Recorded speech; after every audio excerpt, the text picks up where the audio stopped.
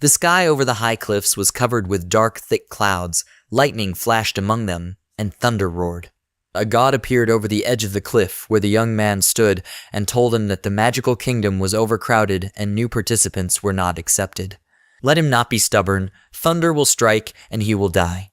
The young man waved his flaming sword, looking at the old man from under his brows, and said that he had trained hard for 300 years to ascend to immortality. No one can stop him today. This young man's name is Bai Shu. He is a tribulation practitioner. In response, God waved his hand, lightning thundered around him, and he said that he was impudent. At the same moment, Bai Shu rushed upward, cutting through the air. A bright flame lit up around him. He clenched his teeth and said that if God prevents him, he will kill the gods. After these words, he quickly rushed forward, throwing sharp fiery streams of flame at the god, which cut his head into 2 halves. Having done this, in a bright stream he swung again to strike, and said that if the heavens stopped him, he would do it. With the last swing of his sword, he screamed loudly, using all his strength, and ended up piercing the entire body of the god. At the same time, he cut through the heavens, a bright snow-white flash illuminated the heavens, the image of the god disappeared, and Lai Jian's face was illuminated by the light that came from the passage to the magical kingdom. The road to the magical kingdom opened before him, which was a bright fiery rift in the sky. Bai Shu went straight to this rift and said that he was going to the magical kingdom. After passing through the portal, he found himself in a completely different world. There were modern buildings around. He himself was sitting against the wall, and some hooligans beat him and said that he dared to steal their brother who's woman. Let him look. This toad wanted to try swan meat. Bai Shu was transported into the body of a young man named Lai Jian. Still not understanding where he was, he wondered, is this a magical kingdom? He did not respond to the hooligans' attacks, and one of them told him to look at himself. Maybe if he pleases him, they will let him go. Lai Jian did not answer, and the bully, indignant at this, raised his hand and shouted, "Is he dumb or what? Didn't he get enough?" Lai Jian raised his head to look at his fist and realized that there was no spiritual energy fluctuation in his body. This means that this is definitely not a magical kingdom.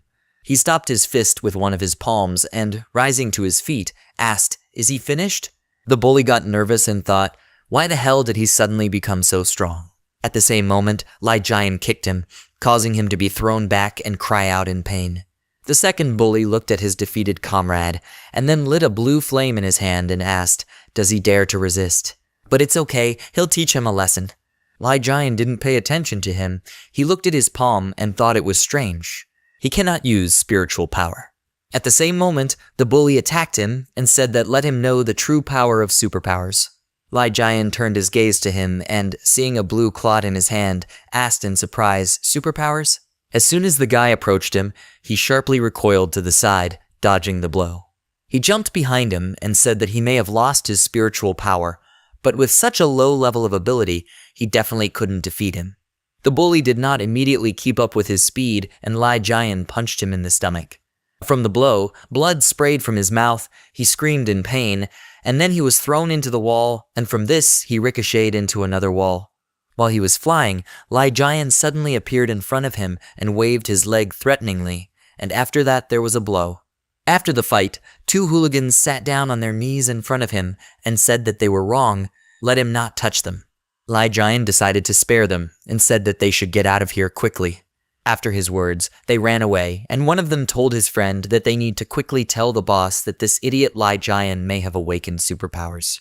Lai Jian heard his words and thought, Lai Jian. His name is Lai Jian. Suddenly cold sweat flowed down his face, his eyebrows frowned, and he remembered everything. There was an accident, it was raining heavily, and little Lai Jian was sitting on the cold asphalt next to the broken car and hugging the woman. What a pity he lost his parents at such a young age. The owner of this body is called Lai Jian. Even as a child, he lost his parents and was adopted by his mother's friend Liu Iran. As a child, he was constantly bullied. As a result of this shock at a young age, he developed a condition called autism, for which he became the subject of ridicule. It seems that deliberately cutting the sky did not help him rise, but on the contrary, caused him to turn into a mortal and end up in this strange world. And the power that guy used is called a superpower. Most people in this world awaken it in themselves, but the owner of this body is an exception. And he does not know whether the true owner can cultivate immortality through the body. Suddenly, a woman's call distracted him from his thoughts. Some girl ran up to him. I nervously clenched my palms into fists, and her name was Jai-sai. With a worried look, she ran to him and asked why he was being bullied again. She extended her arms towards him, using her healing ability, and told him that if he couldn't fight, then he should retreat, otherwise he would be harmed. Lai Jian remembered her. This is Jai-sai, the daughter of Lai Jian's adoptive mother. She helped him every time he was bullied, and those two mocked him because he was close to her. She continued treatment and said that her mother would be worried if she found out about it. Lai Jian thought that from the owner's memories, it seemed that every time he was injured, she used a superpower to heal him. It turns out that superpowers also have their own attributes. After the treatment, she looked at Lai Jian's smooth skin, which no longer had abrasions, and said that it's good that he wasn't scratched too much this time, otherwise with her superpowers, he would definitely have to go to the hospital for a while. Lai Jian clenched his hand into a fist and looked at his palm, thinking, could the superpower in this world be magic in his understanding? Suddenly Jai-sai looked up at him with a dissatisfied look, and then hit him on the forehead and asked why he was silent. Lai Jian was a little surprised by her actions, and then calmly asked how could ordinary mortals hurt him. She remained silent and, crossing her arms over her chest, thought, has autism become schizophrenia? Lai Jian looked at her gloomy expression and thought, is she looking down on him? Jai-sai decided to ignore his words and grabbed his hand, saying that he should forget about it, they should go home. She led him forward and said with a smile that his mother was already waiting for them. Time passed. Walking through the streets of the city, Lai Jian realized that this world was completely different from his previous one, with endless tall buildings built in a row. There is also a vehicle called a car that can easily travel hundreds of miles. And all people of different ages dress poorly, exposing their skin. Although this violates etiquette, it seems to be liberation from yet another shackles of his past world. And superpowers are the power that dominates this world. And he doesn't know the aura of this world and whether cultivators will be affected by superpowers.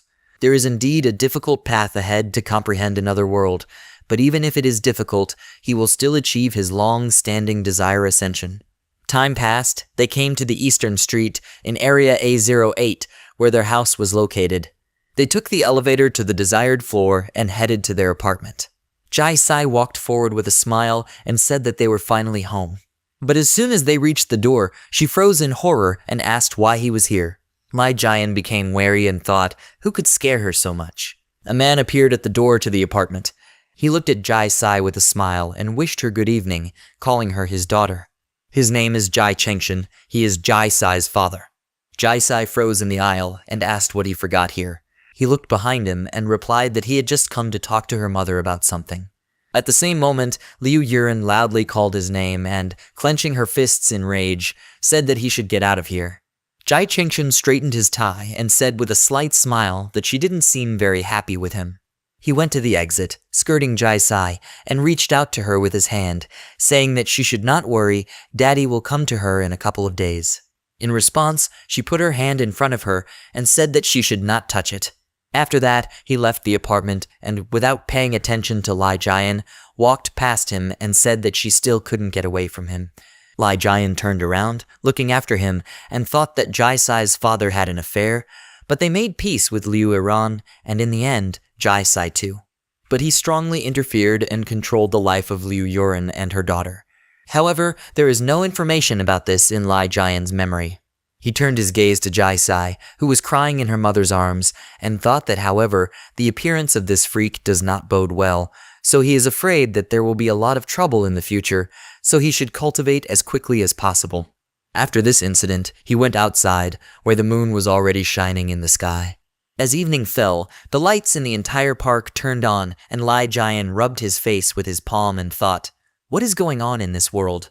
He would like to know more, but Liu Yuren and Jai-sai fell asleep while crying in each other's arms. First he needs to practice.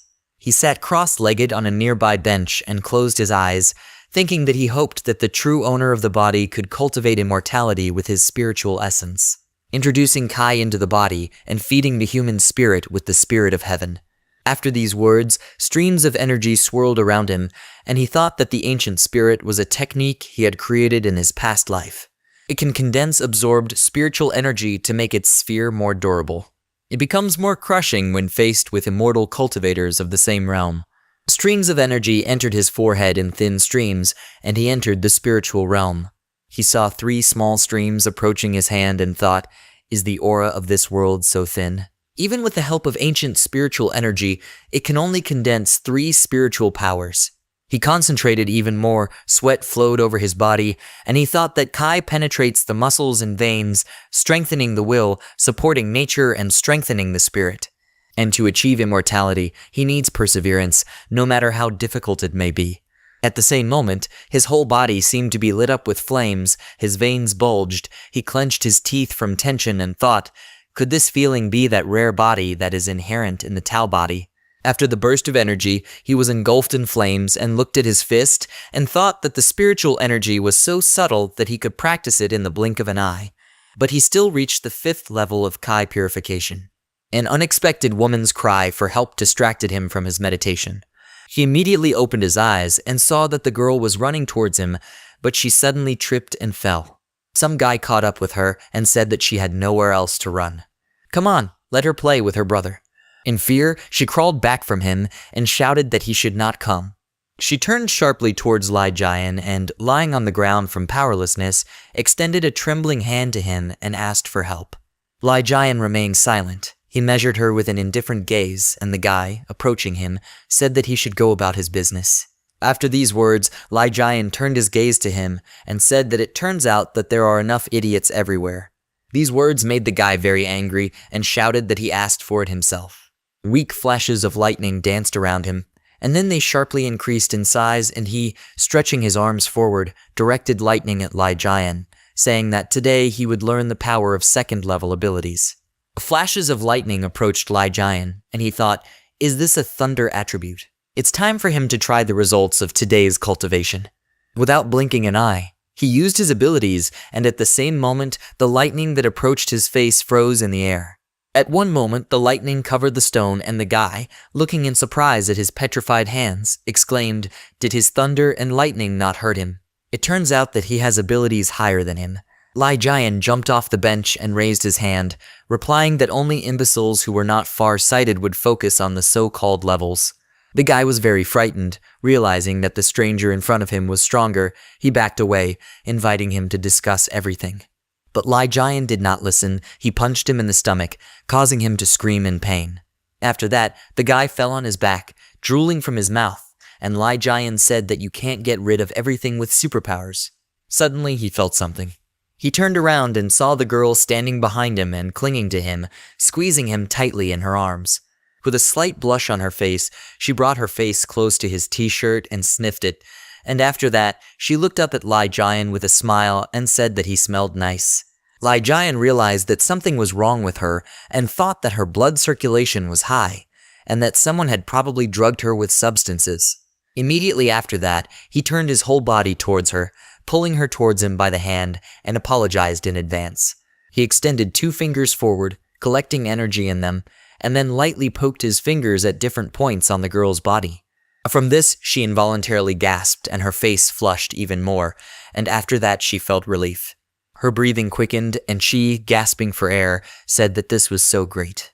After that, she lost consciousness and lay on his arm, and he thought that the substances had dissolved, so after a cup of tea, she should wake up. At the same moment, a man came out from somewhere, in a rage, lighting a flame in his hand, and said that he should move away from his sister. This guy who walks towards Lai Jian, threateningly lighting a flame in his hands, is called Gu Tianju. He has the 3rd level of ability. Lai Jian frowned slightly and thought, another superpower. At that same second, Gu Tianju increased his speed and attacked Lai Jian, shouting that he would kill him. Realizing his bad intentions, Lai Jian threw the girl onto the bench, and then dodged her brother's blow and said that it was too slow. Although his cultivation level is not higher than the 5th level of Kai refinement, he does not need any magic. He grabbed Gu Tianju's hand, which he clearly did not expect, and then threw him into a tree and said that to cope with them, who have a low level of superpowers, this will be enough. After hitting the tree, Gu Tianju fell on his stomach to the ground, and Lai Jian, approaching him, put his foot on his head. Gu Tianju looked up at him and thought that he was too fast. He couldn't block his blows at all.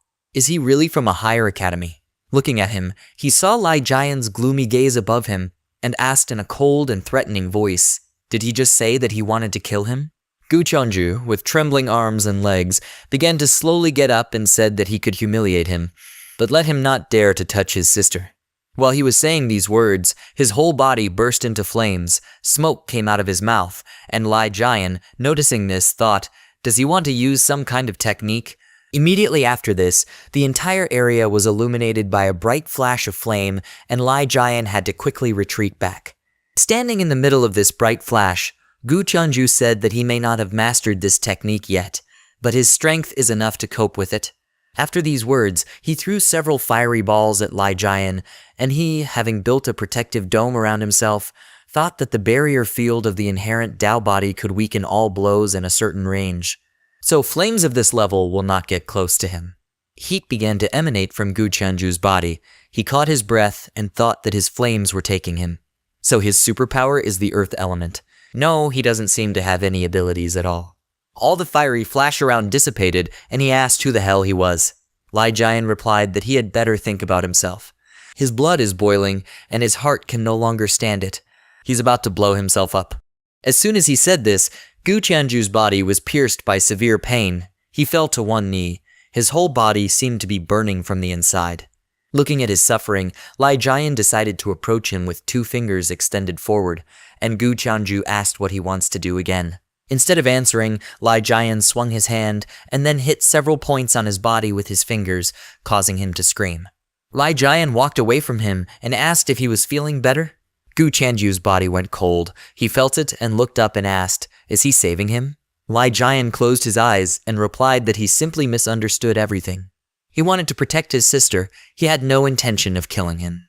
At that same moment, the girl who had recently been sleeping slowly opened her eyes and, seeing her brother in front of her, asked what he was doing here. Lai Jian turned around and said that she had finally woken up. She stood up from the bench and walked towards them, thanking Lai Jian for saving her. Her brother asked in surprise, so did he have anything to do with it? Was he the one who saved her? She answered with a smile that something had been slipped into her drink and some man was pestering her, and this young man helped her. Because of her words, Gu Chunju seemed to shudder and realized that he had been mistaken all this time.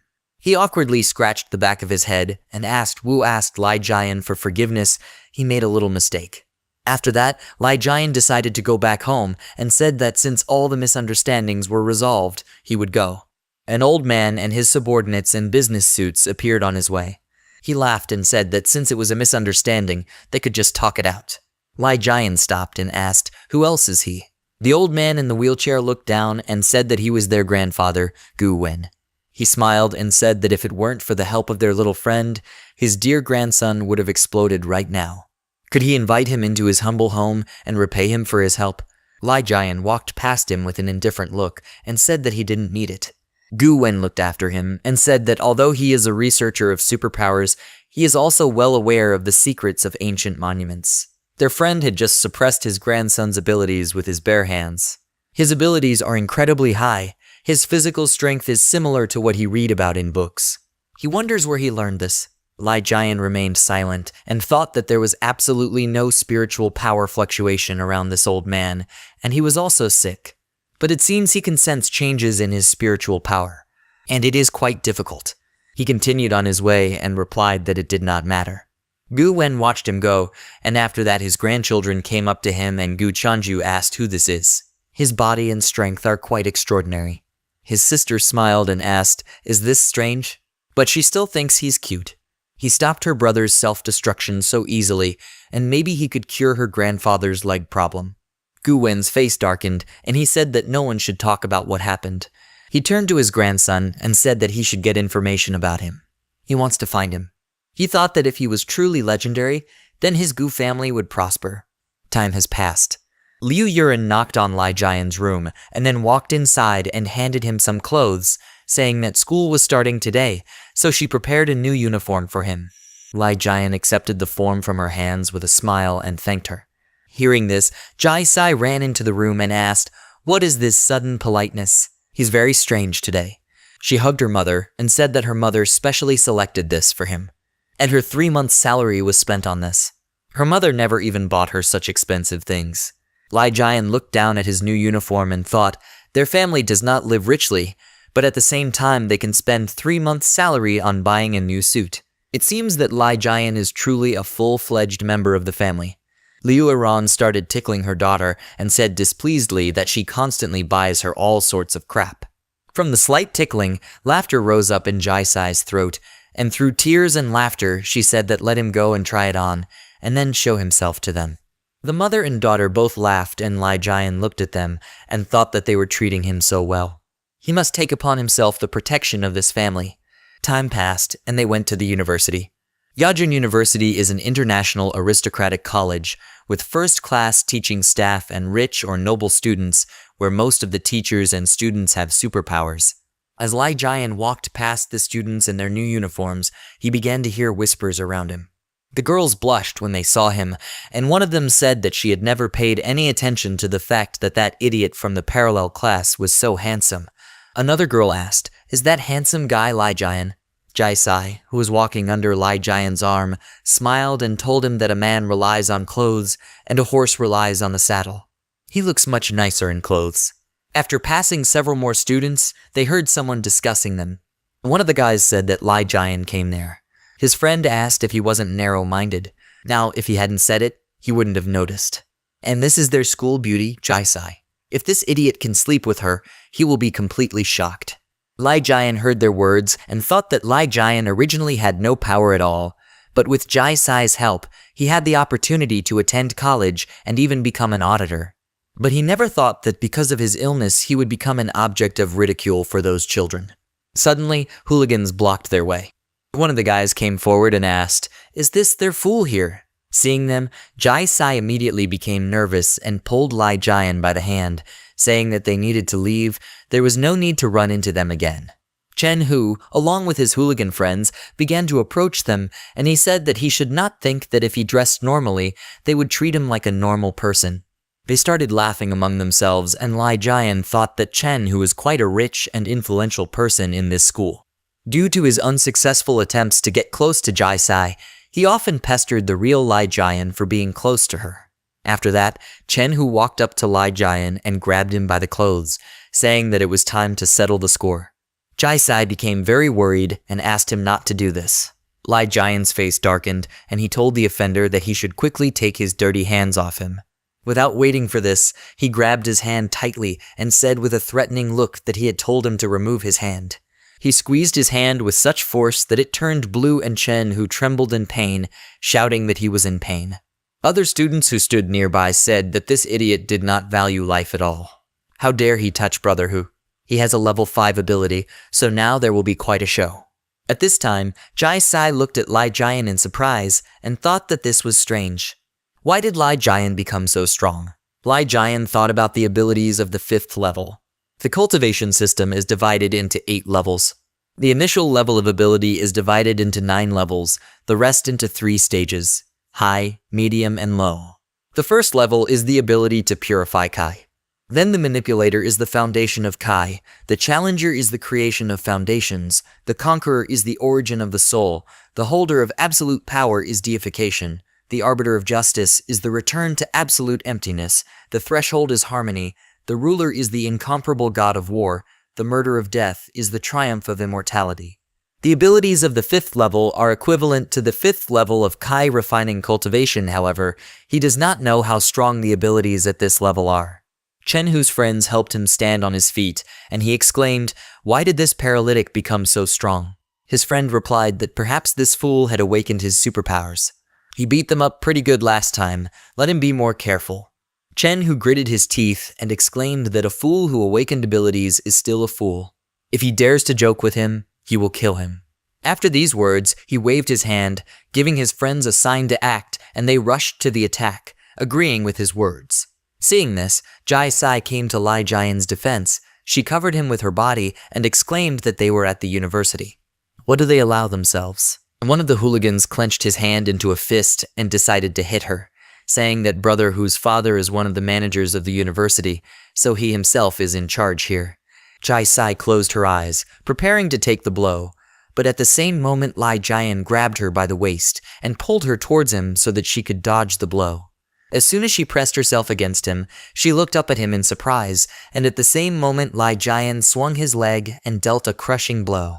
The bully coughed in pain and retreated, and meanwhile Jai Sai continued to look at Lai Jian in surprise and think, where does he have so much strength? Perhaps Chen, who is right, and Lai Jian really awakened his superpowers? But suddenly something in her gaze changed. Her eyes opened even wider, and she warned Lai Jian about the danger. At that very moment, a second bully appeared behind him. He gathered strength in his hand and said that he had awakened the crystalline energy just yesterday, so now he would paint his face. Lai Jian immediately turned around to strike, but there was no trace of the bully, as if he had disappeared into thin air. But at the same moment, he suddenly moved behind him and said that he was here. Lai Jian turned around and thought it was interesting that the method of using the wind to move was similar to the initial skill of controlling the wind. It's a pity that it's only superficial. With this thought, he sharply turned around with his whole body, raised his palm, and the bully got scared, realizing that he would not be able to dodge. Lai Jian hit him in the face, causing him to be thrown back towards the rest of the hooligans. Chen, who realized that his charges could not cope and decided to attack Lai Jian himself, saying that they were two morons, it would be better for him to do everything himself.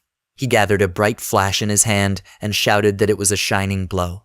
From this bright flash, Jai Sai closed her eyes, and Chen, who, approaching Lai Jian, thought that as the young master of Wanjin, he had already awakened superpowers here.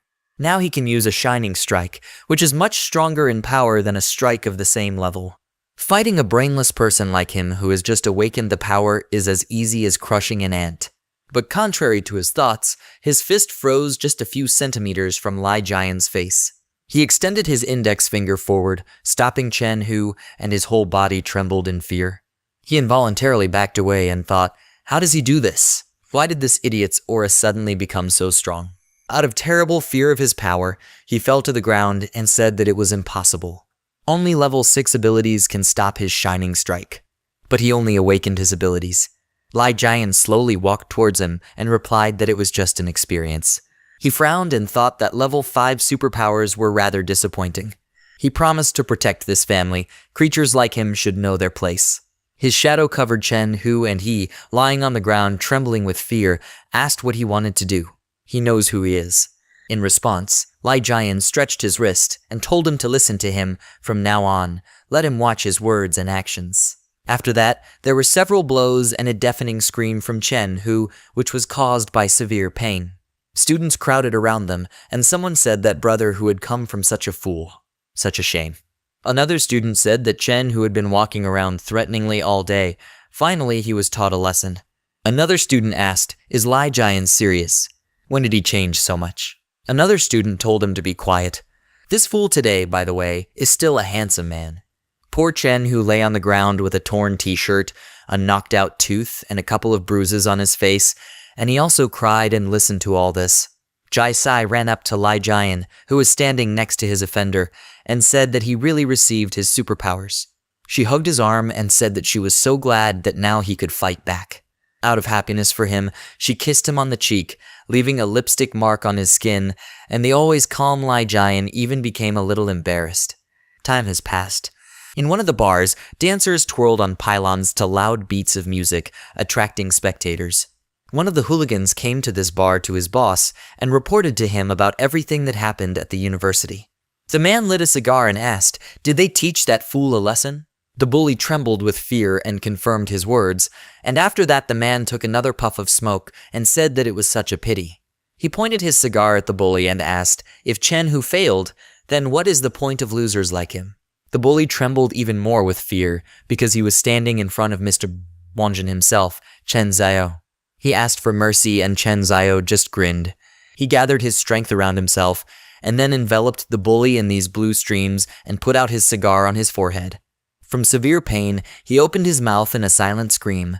Due to an overabundance of superpowers, his body was charred and he fell unconscious to the floor. Chen Xiao calmly turned to his subordinate and said that his son was the only one who could humiliate someone. However, now they have humiliated him, so let him go and find out what happened.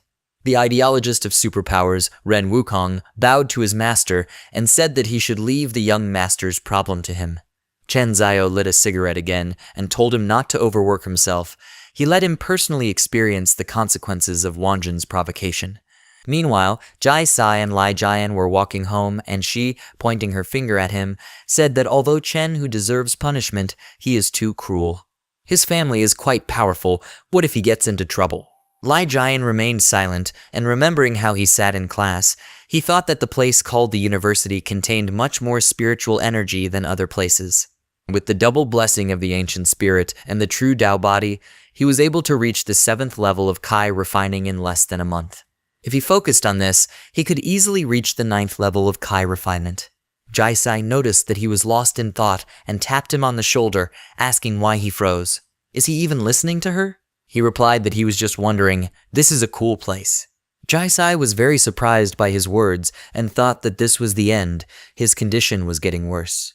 They walked further, and when they passed by a glass building, Lai Jian suddenly noticed something behind the glass and his face took on a worried look for a second.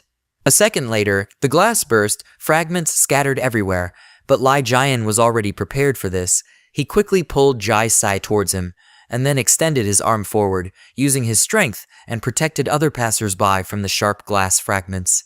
From his strength, they all rose into the air, avoiding collision with the fragments, and after that, Lai Jian released them and told them to run away. All the people immediately ran away in panic in different directions, and Jai Sai, clinging to Lai Jian, asked what happened. She noticed a wound on his cheek and said with excitement that he had a wound on his face. He wiped the blood with his finger and replied that he was fine. After that, he looked at his bloody finger and thought that dispersing spiritual energy to protect others allowed this attack to break through the true Tao body. A man came out of the destroyed building towards them. He walked over the shards of glass that he had just knocked out and, stopping a few meters from them, said that this was interesting, very interesting. A man with newly awakened superpowers was able to repel his attack. This man was Ren Wukong. Lai Jian covered Jai Sai with his hand and asked who did he come from. Jai Sai pulled him by the hand and told him not to waste time on him. He is still a manipulator, let him better run away. Lai Jian took a closer look at him and thought that with an aura comparable to the 9th level of Kai refinement, he had finally found a worthy opponent. Ren Wukong spread his hands to the side and asked with a smile, is he pretending to be like this, or is he really a fool? Let him think carefully about whether he touched anything that shouldn't have been touched. Although the master asked him to be more careful, he definitely does not intend to hold back. Having said these words, he lit a pink flame in his hand, and at that moment Lai Jian was twisted by an unknown force. He slowly rose into the air and Jai Sai called out to him worriedly. Lai Jian maintained a calm appearance even while chained and suspended in the air, and thought that this was a familiar technique. A second later, this force pulled him to the side and hit the nearest wall with such force that pieces of the wall scattered everywhere. Ren Wukong went completely mad and with a wide smile sent him to hell, and after that he collected all the fragments of the wall using his power and sent them straight to Lai Jian. Jai Sai called out to him, and at the same moment, pieces of the wall fell with a roar into the place where Lai Jian was. From the impact of many concrete pieces from each other, strong dust rose, and Jai Sai, looking at this pile of rubble with tears in her eyes, began to cry and called Ren Wukong an idiot. He killed him. He walked towards her with an imposing gait and, closing his eyes, told her not to scream. Although the master doesn't need it, he doesn't mind feeling more blood on his hands. For some reason, he decided to turn around, and for good reason, because at that very moment Lai Jian jumped out from under a pile of rubble, clutching the rebar in his hand. He rushed to him and said that this was an interesting handwriting. Ren Wukong froze in shock and said that he was alive. But how is this possible? He extended his hand forward, using his superpower, and shouted, what kind of superpower did he awaken? Lai Jian did not answer him and closed his eyes to concentrate. After that, he sharply opened his eyes, and everything that had previously been hidden from view appeared before him. He saw Ren Wukong's true superpower, huge bony arms emanating from him that reached out to him, trying to grab him from both sides. After looking at this, Lai Jian thought that there were disciples in the Tiantong group who used these techniques. They spread with the sky and attacked with the power of Kai. Then they were considered strong. One of Lai Jian's eyes flashed red, and he looked at his opponent with a fierce gaze and said that if he used his old tricks again, he would not be able to harm him. Immediately after that, Lai Jian rushed down and Ren Wukong was pinned to the ground by his force, and his bony arms crumbled. He spat out blood and shouted that it was impossible. How did he defeat his shadowless one? He spread his legs wider to stand in a more stable stance and, illuminating himself with pink flames, said that let him attack again. He stretched his arms up, gathering the pieces of the building again and aimed them at Lai Jian, who was flying towards him. As soon as these debris approached him, he used the Lingyu 4 type sword technique. All the debris of the building immediately crumbled into several more small fragments from Lai Jian's numerous blows, thereby clearing the way for himself to his opponent. Ren Wukong raised his head in shock, looking at Lai Jian and seeing his true form, which was pointing a sword engulfed in flames at him. He wondered, are these swords? Out of shock, he continued to stand in place, and at the same moment, Lai Jian struck, raising a cloud of dust behind him. Blood sprayed from Ren Wukong's mouth, and, falling on his back, he thought that he had been defeated by an idiot who had just awakened his powers. Lai Jian turned around, putting the armature behind his back like a sword, and said that he has good skills, but does not know how to cultivate his body. This is the reason for his loss. Ren Wukong lay on the ground, looking at the sky, and only coughed in response. Lai Jian suddenly realized that he was putting the reinforcement behind his back like a sword and awkwardly closed his eyes, thinking that this world was not like the world of immortality that he knew before. Jai Sai immediately ran up to him and asked if he was okay. He hastened to throw the reinforcement aside and replied that such weaklings could not hurt him. In response, she exclaimed, "Is he also having fun?" He scared her to death. Ren Wukong rolled over onto his stomach and crawled forward, saying that this was not the end. If they offend Wanjin, the master will definitely make their lives hell. Jai Sai looked at him worriedly and asked Lai Jian, "They won't provoke any influential people." Suddenly a question came from somewhere, Wanjin. "What kind of gang is this?" Lai Jian and Jai Sai turned towards the direction of the voice and saw the representatives of the Gu family there. Gu Chanju put his hands in his pocket and said that he would like to see who dares to touch his Gu family. His sister and a couple of security guards also arrived at the scene with him. Ren Wukong spat out blood and exclaimed in surprise, "Gu family." Noticing Lai Jian, Sister Gu Chanju ran to him and hugged him, saying that he was her hero. He made them look for them quite well. Jai Sai, standing aside, darkened with jealousy at the sight of this picture. The girl pressed herself even closer to Lai Jian and said that this is really her hero, he always smells so nice.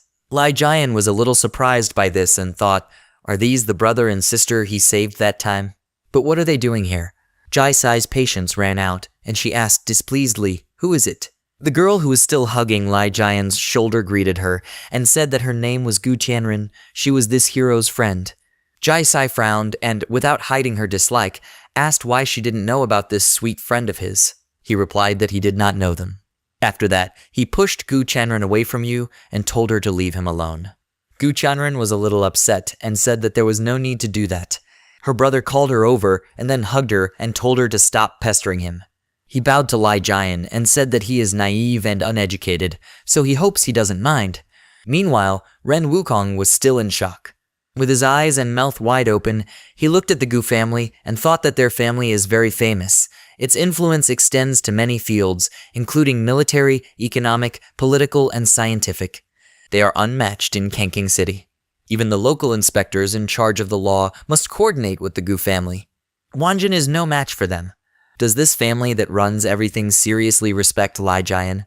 Lai Jian acted so dismissively, as if he didn't care about the Gu family at all.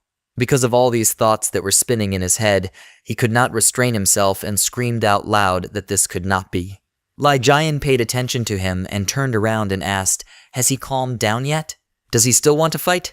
Ren Wukong suddenly called him master and gave him several low blows, hitting his forehead on the ground, and said that let him spare him. He did all this unintentionally. It was all Chen Zio, he was just following orders. So he asks him to understand him. Lai Jian thought, Chen Zio. Chen whose father? He did not expect that their personal squabbles would lead to the use of his family's power. Hearing Chen Zio's name, Gu Changju decided to intervene and said that he used to be just a little dog that was raised by Uncle Lian. After leaving the Gu family, in order to earn money, he decided to gather some kind of gang. Why would he even believe him? Let him leave it to him. It was time to learn from their mistakes regarding their family's dear guest. Lai Jian replied that in that case, he would leave it to them. He turned to Ren Wukong again and said that if he persecutes him or Jai Sai in the future, then let him be willing to answer for it. Ren Wukong immediately got up from the ground and ran away, saying that he understood him. After that, Jai Sai walked up to Lai Jian and quietly asked what was going on. Are they really from the powerful Gu family? Lai Jian looked at them and replied that this was probably the case. He noticed that they were looking at him intently and asked what was wrong. Gu Tianju folded his hands in front again in a respectful gesture and replied that they were about that situation. He would like to invite him to Gu's house to express his gratitude to him. Lai Jian turned away from them and said that he did not need this. The Gu family is so powerful that he could not have done anything that day. Nothing would have happened to Gu Tianren like that. They started to leave and Gu Tianju, extending his hand towards him, excitedly asked him to wait and think about his proposal. Gu Tianren ran up to him and, placing her palms together, asked him to come with them or her grandfather would scold. As soon as she approached him, Lai Jian turned his gaze to her and seemed to feel something. He pulled her towards him by the waist and thought that although her breathing was very faint, it was quite obvious. Gu Tianren was a little surprised and called out to him, and then became embarrassed and raised her hand to her chest and asked what he wants to do. Lai Jian's gaze was drawn to her chest, where the pendant hung.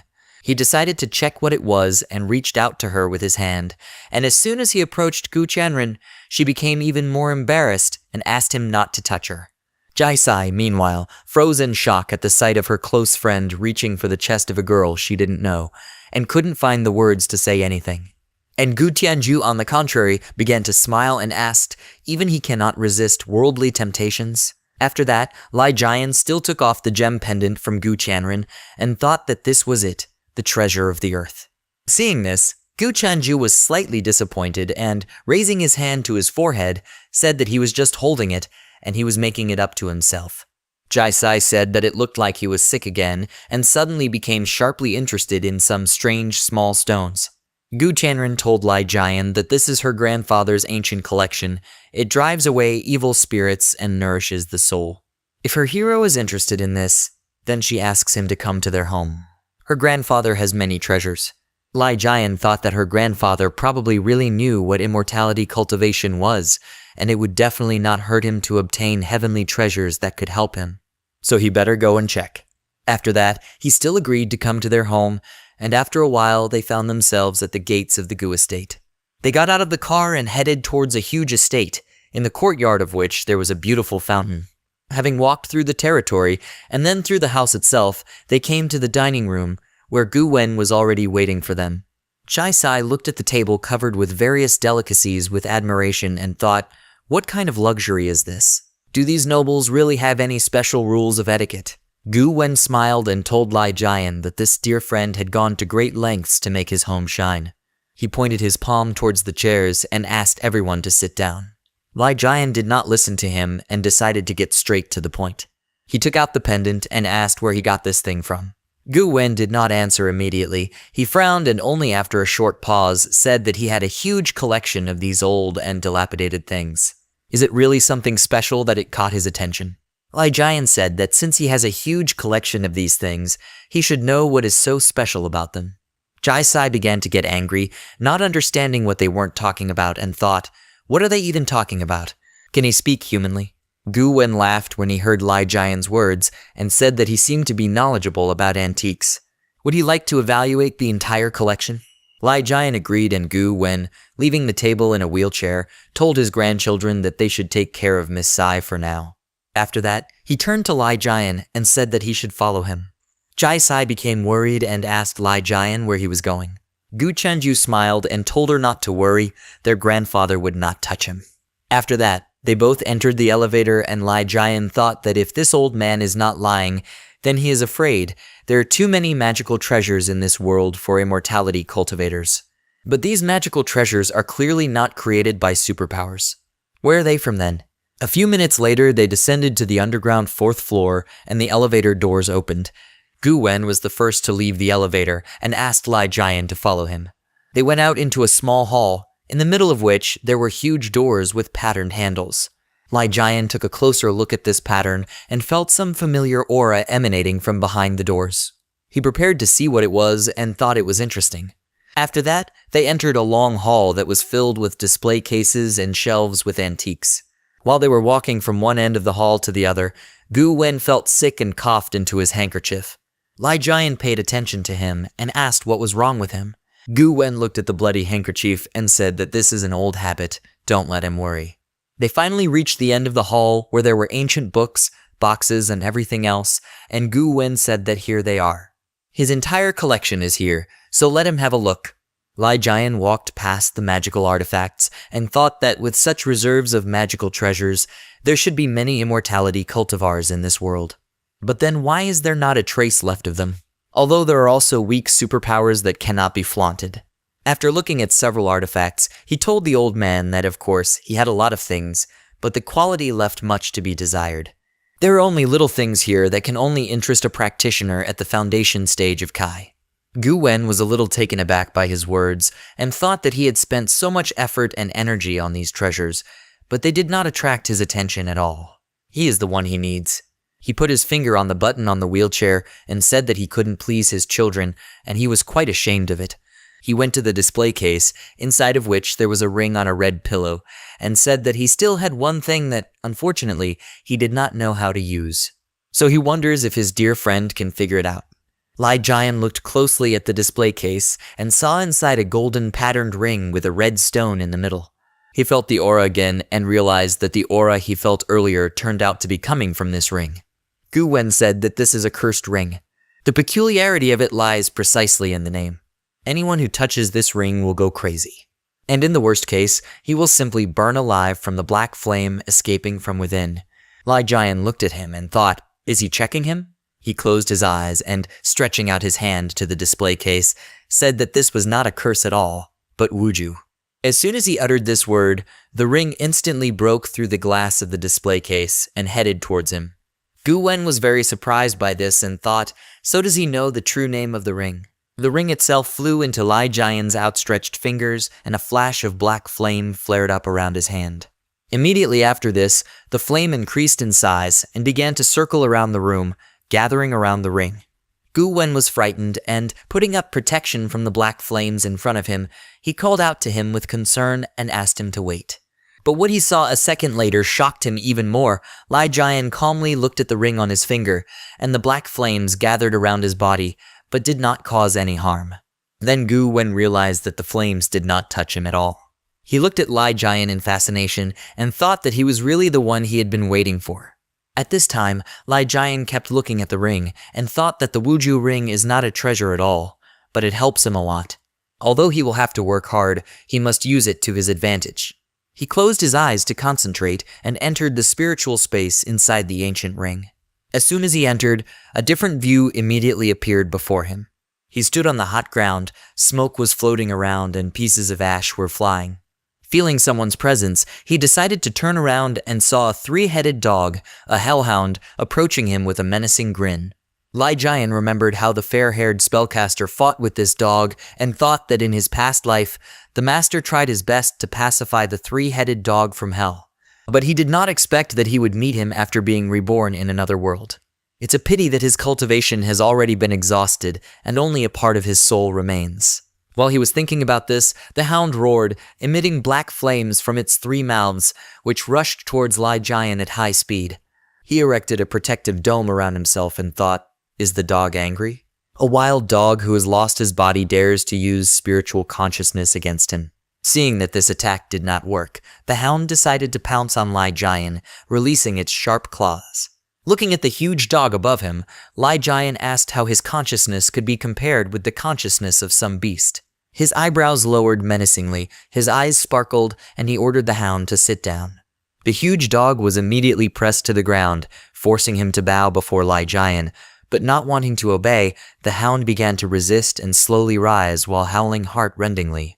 Behind Lai Jian, a formidable figure appeared, which alone inspired wild fear, and Lai Jian, shrouded in streams of black flame, took a step towards the hound and told him to sit down and obey him. The hound looked up at the creature that was behind him, and wild horror was reflected in all three pairs of the dog's eyes.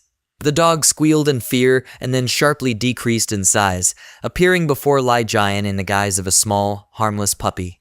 Lai Jian picked up the dog by the scruff of the neck and told him to remember, now he is his master, if he dares to be disobedient, he will simply crush his soul. At his words, the three-headed hound did not dare to move. lest it anger its owner. After that, he walked out of the inner realm of the ring and thought that although the Hellhound only had a soul left, he could use the Wuju ring to create a physical body for himself with the same level of cultivation as his master. If he is strong, then the hound will be even stronger. The dog will definitely be useful to him in the future. Gu Wen became very happy and told Lai Jian that he was indeed the person he was looking for. He and his entire Gu family are very happy. Suddenly his joy disappeared in an instant. In another fit of coughing, blood sprayed out of his mouth, and no emotion flashed on Lai Jian's face. He calmly looked at the old man, who was slumped in the chair, and the button on the armrest began to blink in a mechanical voice warning of instability. Attention, attention, vital signs are unstable, medical attention is urgently required. This message was repeated several more times, and Lai Jian, looking at Gu Wen, who was sitting and not moving, decided to touch his wrist to feel all the flows inside his body. He saw what was happening to him and thought that the long-term illness and accumulation of illness in the 5 meridians was definitely Hengsen Zhen's poison. Interestingly, despite the power of the Gu family, someone still dared to poison the head. He lit a blue flame in his hand and thought that all this did not concern him at all, but today luck was on his side. In gratitude for Wuju's ring, he will save his life. He had already extended his hand to him to heal him, but at that very moment, the son of the head ran into the hall along with the doctor and called out to him in concern. He saw Lai Jian standing next to his father and, calling him an idiot, said that he should quickly move away from him. Lai Jian remained standing in place. The doctor began to check Gu Wen's condition, and his son looked up at Lai Jian with a look full of rage and asked what he did to him. Lai Jian calmly replied that he was saving his life. The man got even more angry and exclaimed, "Does he think he's completely stupid?" It is obvious that he wanted to harm the elderly man. Lai Jian began to get angry. Black flames began to emanate from his ring, and in his thoughts he called his son Gu Wen an ignorant idiot. Having heard about Gu Wen's poor condition, his grandchildren also came down to the hall and asked what happened to grandfather. Why is he arguing with the master? Then the man asked how they can call some brat a master. Is the old man so stupid that he believed this charlatan? Gu Chanju replied to his uncle that he was really a good person. He must have misunderstood something. The man turned his gaze back to Lai Jian and said that he believed what he saw more. His father is more important right now, but he will take care of him as soon as he recovers. In response, Lai Jian grinned and wondered how he was going to treat his illness. The head son turned to Dr. Andrew, with whom he had come, and asked him to act. Drops of water danced in Andrew's hand, and he replied that he would do everything he could. After that, he used his healing superpower hydrotherapy. The streams of water that appeared from the small drops in his hand began to spread around. Then he extended his hand towards Gu Wen, and his entire body was enveloped in water. Lai Jian looked at this treatment and thought that manipulating the water in the body to treat internal injuries is called water healing. But the poison has already penetrated into the heart, so it's all useless. After this treatment, Gu Wen became even worse. He coughed up blood again, and his family members called out to him in concern and froze in place, unable to help him. Dr. Andrew stepped back and apologized to Mr. Gu, saying that the symptoms were too strange, his abilities would not help. Let them make better preparations for his funeral. Tears appeared in Gu Tianren's eyes. She immediately ran to her grandfather and said that he would be fine. His son's face darkened, and he told the doctor that it was not his fault. After that, he turned to Lai Jian in a rage, pointed his finger at him, and shouted that it was all this brat's fault. He must have done something to it while they were gone. Gu Tianren asked him to stop. Since the doctor couldn't do anything, then let the master try. She wants to save her grandfather. Her uncle shouted in response that this scoundrel had harmed her grandfather. How dare she let him even touch him? He is against it.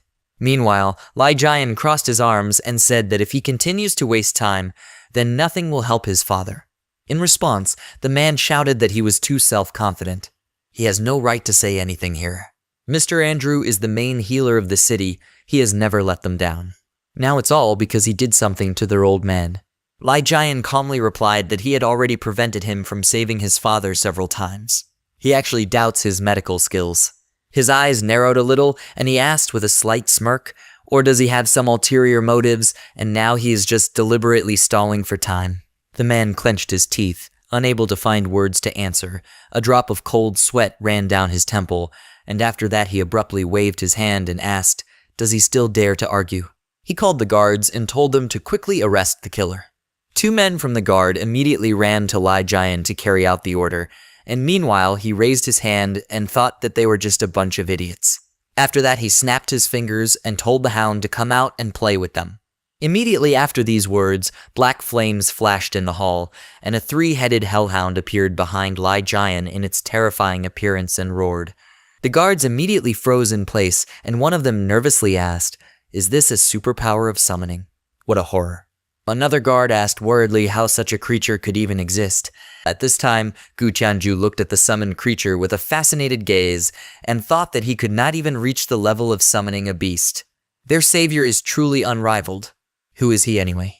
Out of fear of the huge hound and its red ominous eyes, Gu Wen's son fell to the floor in horror and asked in a trembling voice who he was. Lai Jian looked at him coldly and said that he had better become more polite, otherwise he would not be able to cope with the consequences. After everything was resolved, Lai Jian was allowed to begin treatment. He walked up to the old man and thought that after a while his condition worsened due to lack of blood and Kai, but this was not a problem for him. As long as the actual unreal conditions are combined and the meridians are stimulated, toxins can be eliminated from the body. He made several smooth movements with his hand, using freezing, and streams of light energy swirled around him. After that, several needles filled with this energy appeared between his palms, and then he raised these needles above the old man's body, swinging his arms to the sides. Gu Qianju watched him and asked what he was doing.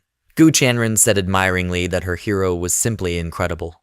Their uncle crossed his arms over his chest with a smirk, expecting Lai Jian to fail, and said that if the head cannot be cured, then he even wonders what he can do.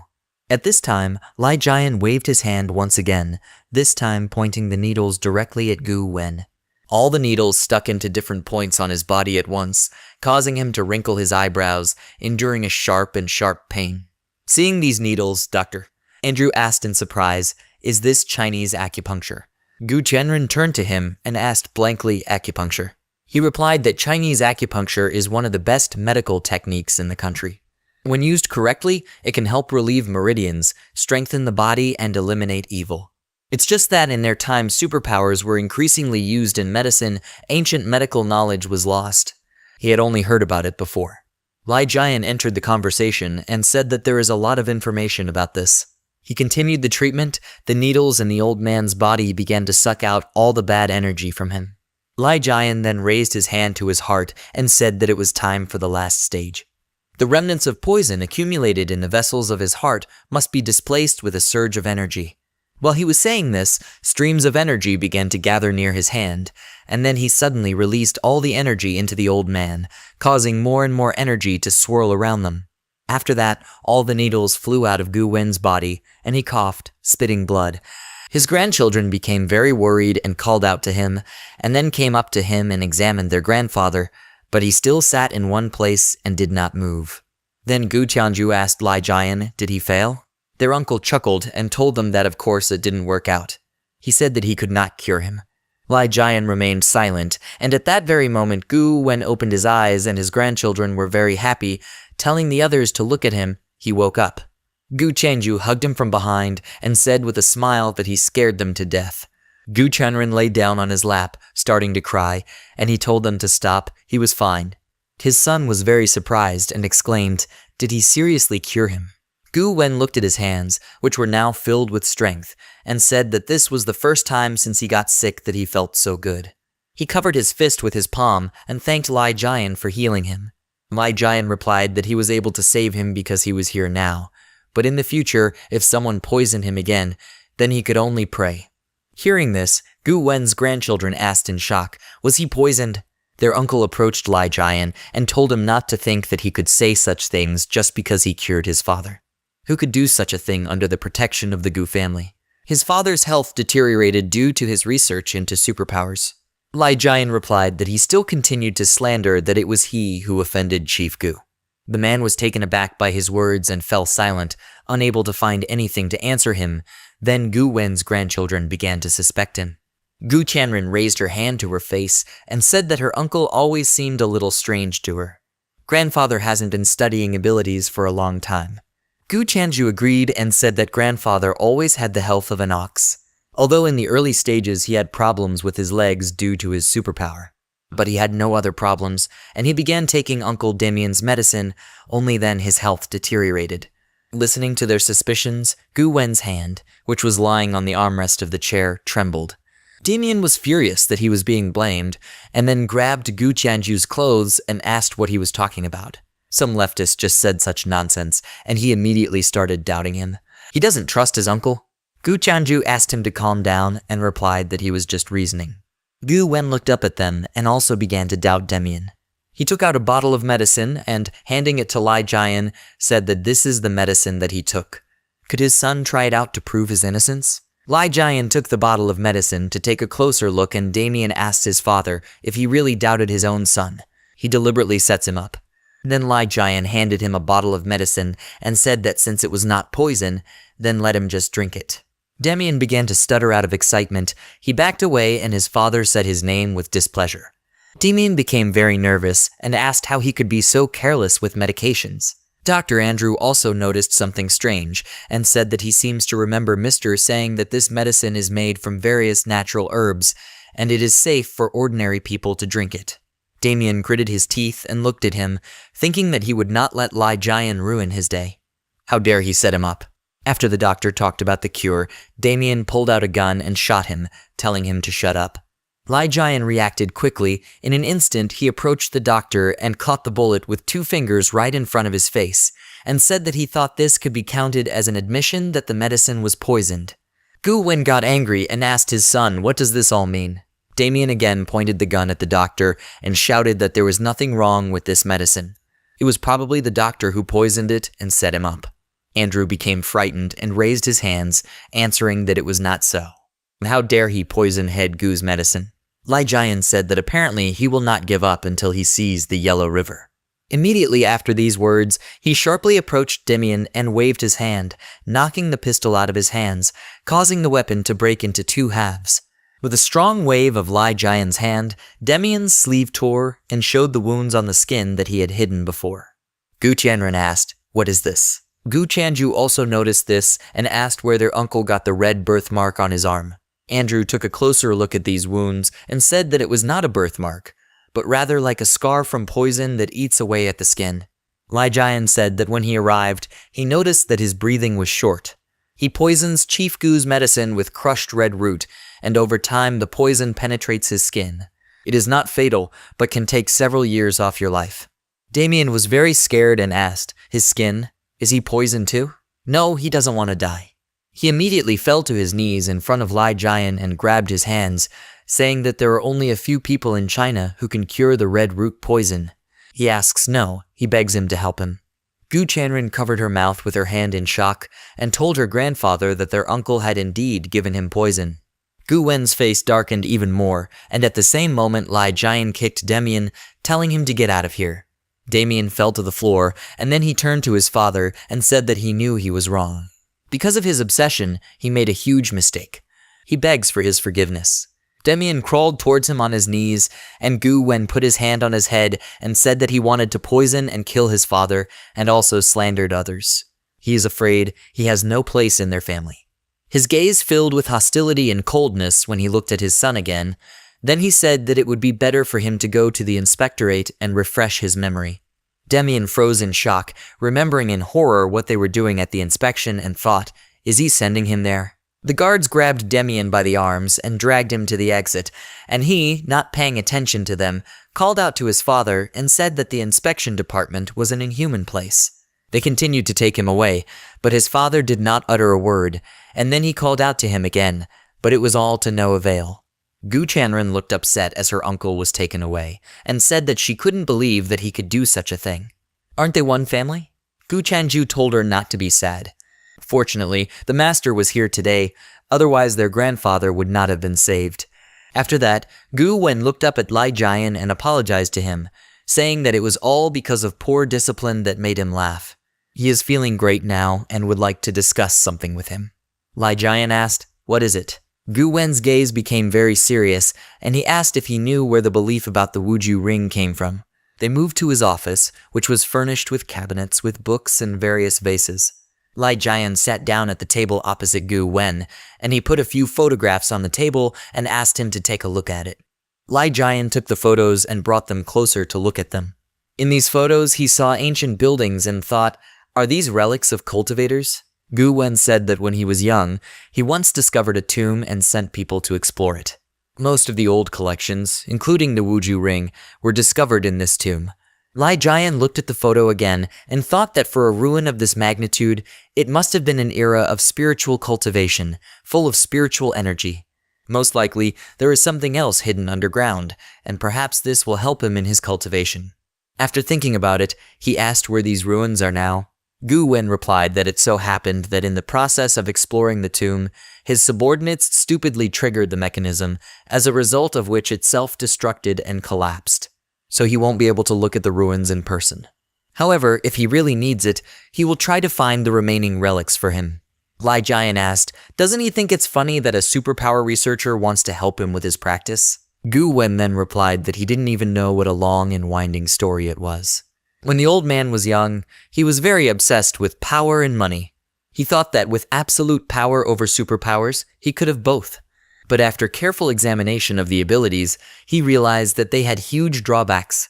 Having given himself an injection, he immediately went mad and, together with the rest of the experimental subjects, began to destroy the laboratory. This seemingly enormous force, like a poppy, destroys the human mind. But at that time, the old man was greedy and enjoyed the benefits due to the research of superpowers. He ignored all the risks and decided to continue the research. Then the worst thing happened. All the experimental subjects destroyed the entire laboratory and killed the scientists. He had no idea that as he peered into the abyss, he had long since plunged into its depths, like a tormented soul trapped in the darkness that it was so eager to comprehend. Having said all this, he squeezed the armrest of the chair, and after a short pause said that the power of superhuman abilities far exceeds the capabilities of ordinary people. He is afraid that the same innocent, reckless people will repeat the same mistakes. So he secretly studied the ancient practices. After listening to his story, Lai Jian thought that it turns out that the creation of superpowers is the creation of immortals that can become possessed by evil spirits. Gu Wen said that he dared not ask his dear friend for anything in return. Being able to help him is a blessing for his Gu family. But if he could teach him this art, he would entrust the future of his family only to him. Lai Jian silently put the photos back on the table, and then got up from his chair and walked towards the exit, saying that only when he found the ruins could he discuss the terms. Meanwhile, at the Wanjin Club, everything was destroyed. All the walls and floor were drenched in alcohol, blood, and covered in broken glass. Chen Zio was sitting in the center of the hall, looking at one point, and suddenly his son came. He called out to his father with a smile and asked, "How are things going there? Did he teach that idiot a lesson?" He stopped short when he saw that the club was completely destroyed inside and thought what happened here. What gang did this old man get involved with again? Chen Zio turned to his son, and he, seeing his crippled father with a bunch of bandages on his body, cursed loudly and asked in surprise, is he really his father? How did they even beat him like that? His father got very angry. He immediately slapped him and told him that he was just a useless piece of trash. He was always causing him problems. From such a blow, Chen Hu flew back and fell to the floor. Then he put his hand to the place of the blow and asked why he hit him. His father shouted in rage that he should get out of his sight. He remembered how a little earlier Gu Tianju came along with his men and began to destroy everything around. And Gu Tianju himself then calmly sat on the chair and asked Chen Zio, did he dare to insult the master? Remembering all this, Chen Zio raised his hand to his face and told his son that he was such a self-confident idiot. He chose to fight the wrong person. Of all the people he got involved with Lai Jian. Ren Wukong approached him and asked him to calm down, saying that now that the Wanjin had provoked the Gu family, it was useless to continue to anger the young master. Their main priority now is to entertain their esteemed guests from the east. Chen Zio swung at him and said that he should hurry up then. If he messes up again, he will make him regret that he was even born. Ren Wukong bowed to him and replied that he understood him. The next day came, Lai Jian and Jai Sai went to the university as always. They walked down the corridor together, and she asked what they talked about last night with Mr. Gu. She remembered how she was sitting at the table and old man Gu waved his hand at her with a smile, following the indifferent Lai Jian. She said that when he left, there was no face on him. But when he came out to see him off, he was all glowing with joy.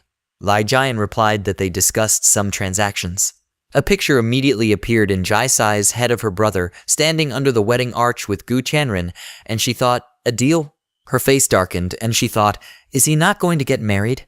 Unable to bear all this, she shouted that this could not be. Lai Jian calmly asked, why not? She puffed out her cheeks with offense and said that he couldn't leave her and her mother.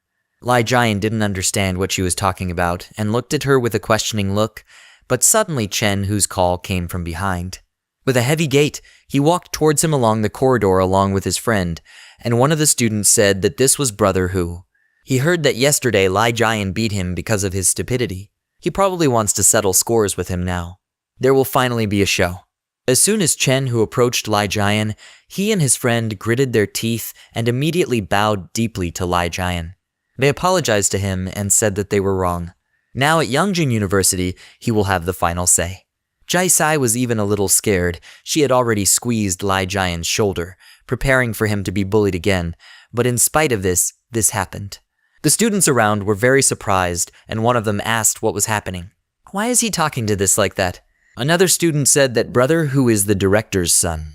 So why is he so afraid? Maybe this fool has supporters? Another student said that they had better not provoke Lai Jian in the future. After hearing their apology, Lai Jian walked around Chen Hu and his friend and told him to get lost. Let him not come another step closer to him and Jai Sai. Chen Hu and his friend on his knees turned to him, still continuing to bow, and said that they understood everything. While they were leaving, Jai Sai's phone vibrated in her pocket, and she immediately drew attention to it. After that, she took out her phone to check what was there, and in an instant her gaze was filled with horror. She became very nervous and froze in place. Lai Jian noticed that she stopped and asked if something was wrong. She immediately hid the phone behind her back and, hugging his hand again, said with a smile that everything was fine. Classes had almost started, so they needed to go quickly. Still, she decided not to tell Lai Jian about the message that scared her so much. This message was from Dunfang Yuanshu. He wrote to her that he missed her and suggested meeting her. A few days later, Saturday, Yuzhong University. Lai Jian sits in the stands of the sports ground and meditates. 3 guys notice him and say that he's been sitting there all day, motionless, and he doesn't even know what he's doing. It's not like he doesn't know that Lai Jian is sick. They should keep their voices down because he has Chen Hu's support. Lai Jian heard this and begins to radiate his energy, which is directed towards these guys. The moment his energy reached them, they felt it and it scared them greatly. The guys got scared because of this and asked why he couldn't move his legs. Why did the weather suddenly become so cold? It's all his fault. He must have heard all the bad things he said about him. Lai Jian opens his eyes at this moment.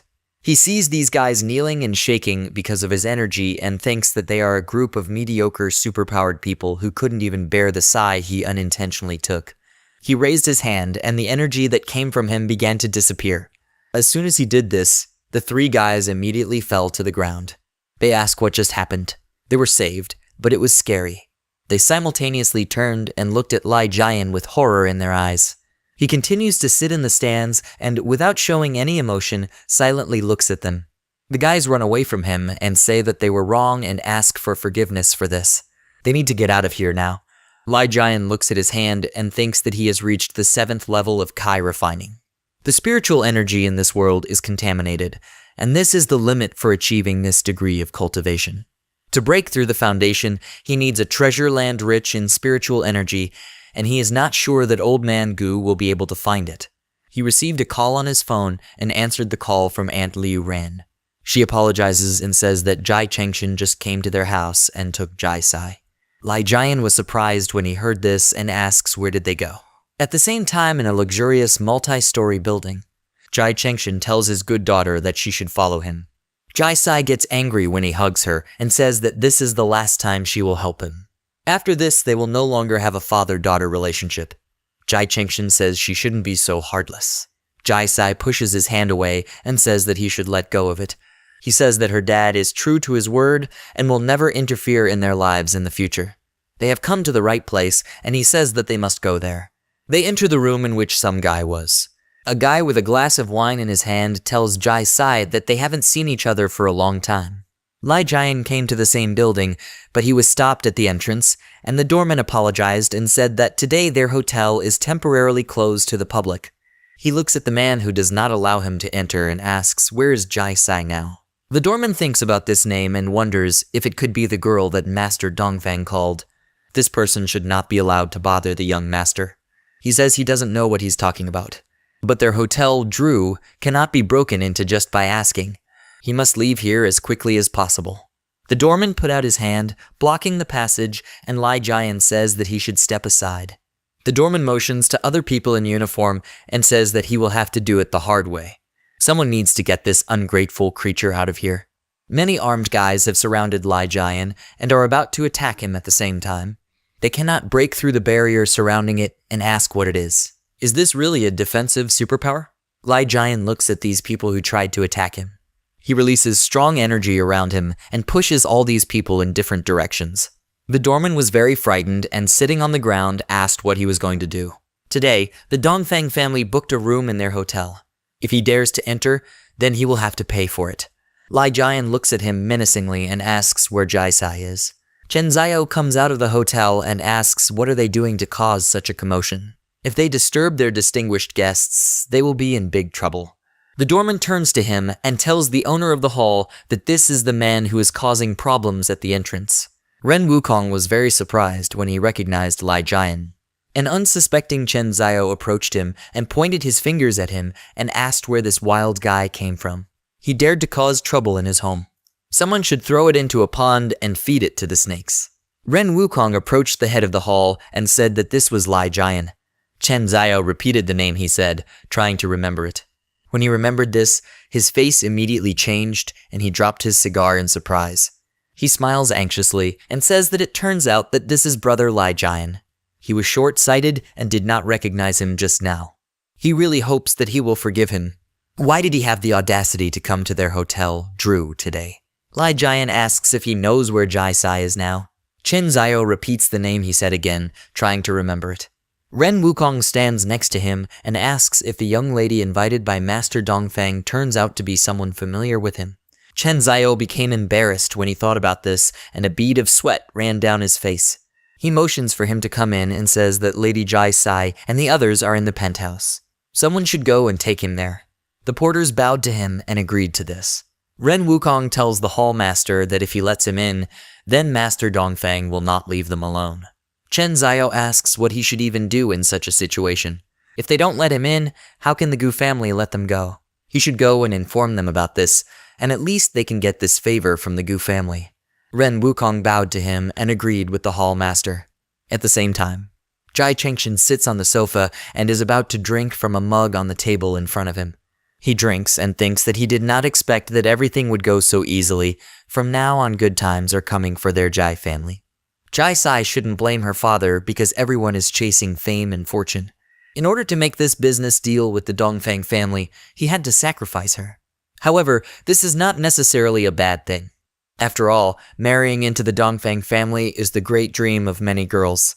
He turns around and notices a man walking in his direction. Jai Chengshin doesn't pay attention to Lai Jian, who walks towards him and says that the people from Wanjin Hall are actually a bunch of idiots. They can't even stop this idiot. He shoos him away with a wave of his hand and tells the idiot that he has to get out of here. He must not destroy his good things. He didn't have time to finish because Lai Jian grabbed him by the throat. He lifts him high above the ground and says that a father who sold his own daughter for his own benefit is very cruel. Jai Chengshin gasps and says that he should let him go. Lai Jian looks at him with contempt and says that killing him will get his hands dirty. He threw it at the wall and says it must get lost. Jai Chengshin looks at him while sitting against the wall and thinks that this idiot seems to have turned into a different person. At the same time, the young lord of the Dongfang family, Yuan Shuo, tells Jai Sai that he has not seen her for a long time, but she is still stunning. He extends his hand to her and says that especially her jade eyes, once he saw it for the first time, it already made him drown. He reaches out and is about to touch her face. Jai Sai pushes his hand away and says he shouldn't touch her. The young lord of the Dongfang Yuanshu family laughed and said that she shouldn't be angry because it was just a joke. Jai Sai leaves the table and says that her father just invited her to have dinner with him. Now that she has finished eating, she apologizes. Dongfang Yuanshu takes a sip of wine and says that if she insists on leaving, he won't stop her. However, if she just left like that, did she think about what her father would do to her mother? Jai-sai turned around after hearing this and looked at him angrily. Dongfang Yuanshu says that she should sit back down and stay with him a little longer. He apologizes to her and says that he also knows that she doesn't like him, and yet he can't ignore his feelings. In fact, he came to them today to put aside his fears and put an end to it. He hands her a glass of wine and says that she should finish this glass of wine, and from now on everything will be fine between them. She knows that he keeps his word. Jai-sai took a glass of wine and wondered if he was really that kind. But if she offends him, then Dad will not let Mom go.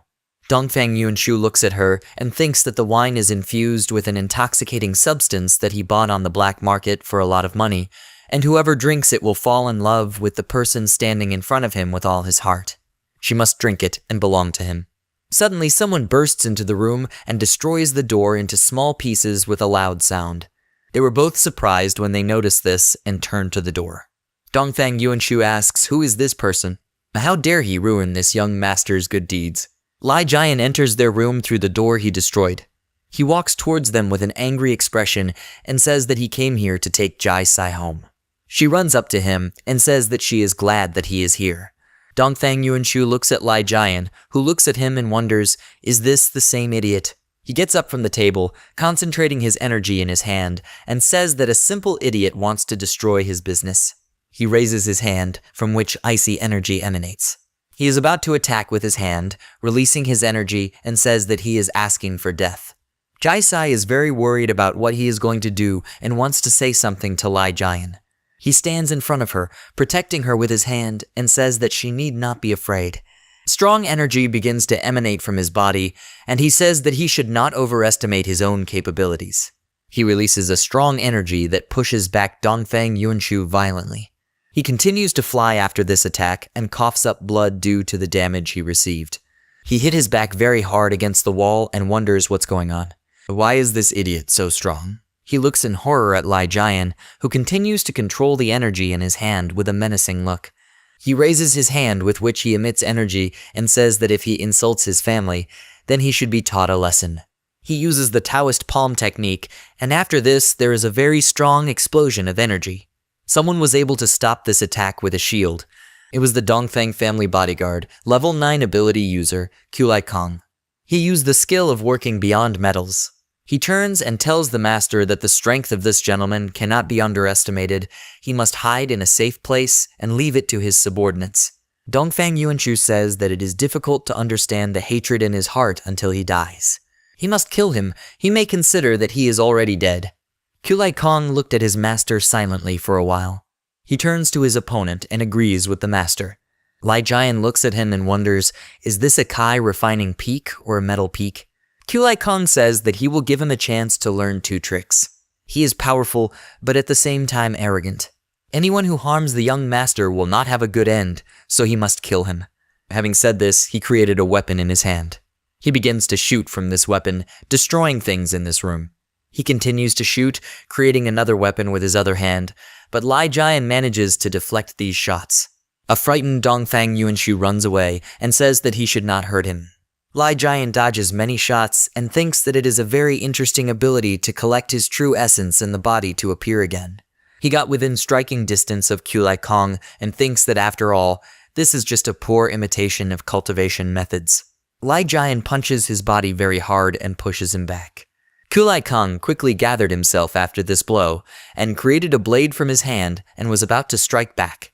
At the moment of this attack, Lai Jian was absolutely calm and even closed his eyes. His punch missed his head and he grabbed Kulai Kong's hand with which he was trying to strike. Lai Jian threw him over himself and hit him hard on the floor.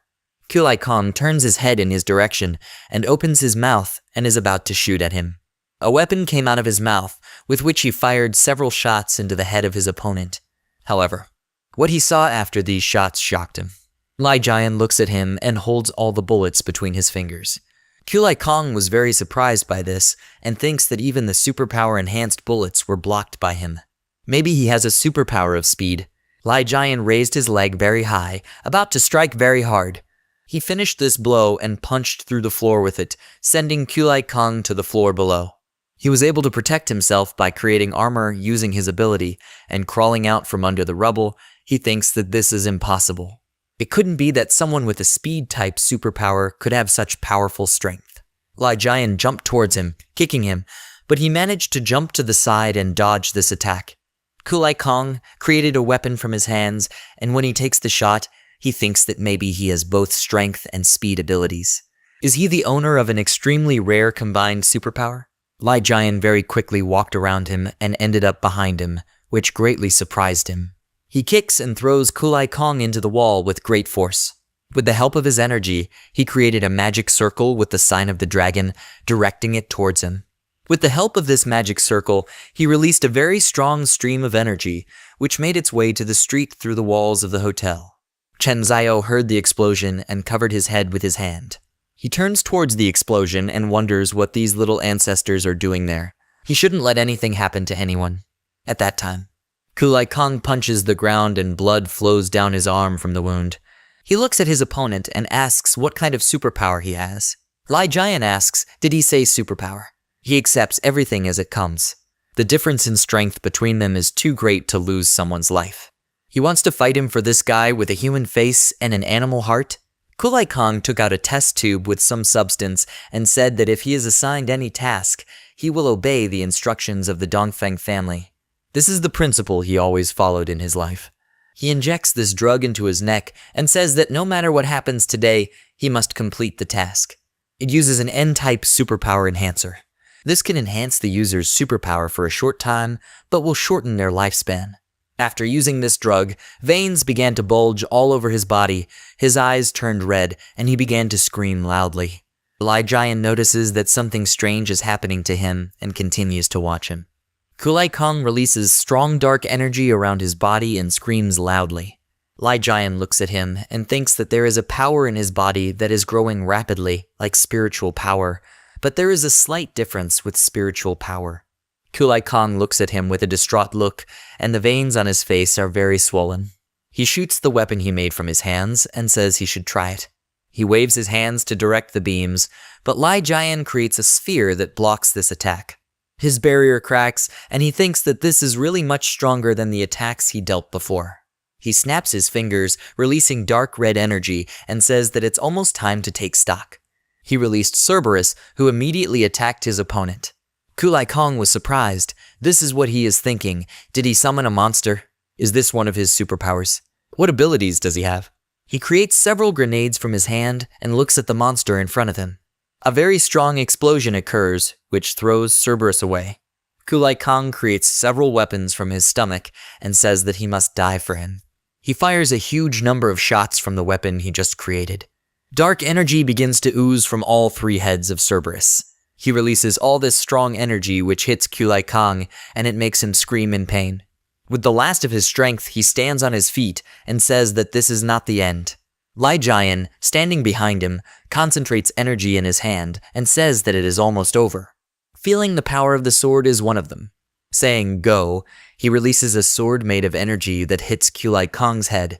Chuzu's sword style is Bai Shu, which is now a sword style created by Lai Jian himself.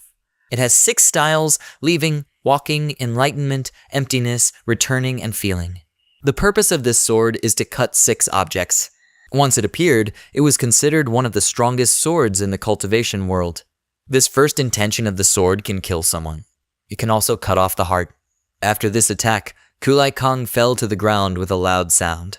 Lai Jian leaves him and wonders, what about a world where superpowers rule? The righteous path to achieving immortality will never end. Jai Sai hugs him from behind, having caught up with him, and says that he scared her to death because he had a weapon. Lai Jian turns to her and says that she doesn't have to worry because this thing can't harm him. She notices Cerberus, who has shrunk, and asks if he summoned that dog. How can he even use beast-type superpowers? Lai Jian says he is just a servant. Jai Sai looks at Cerberus and asks, is this a servant? At the same time, Jai Chengshin helps the master up and says that he must be careful. Dongfang Yuanchu says this is amazing. This idiot can be defeated by someone with a level 9 superpower.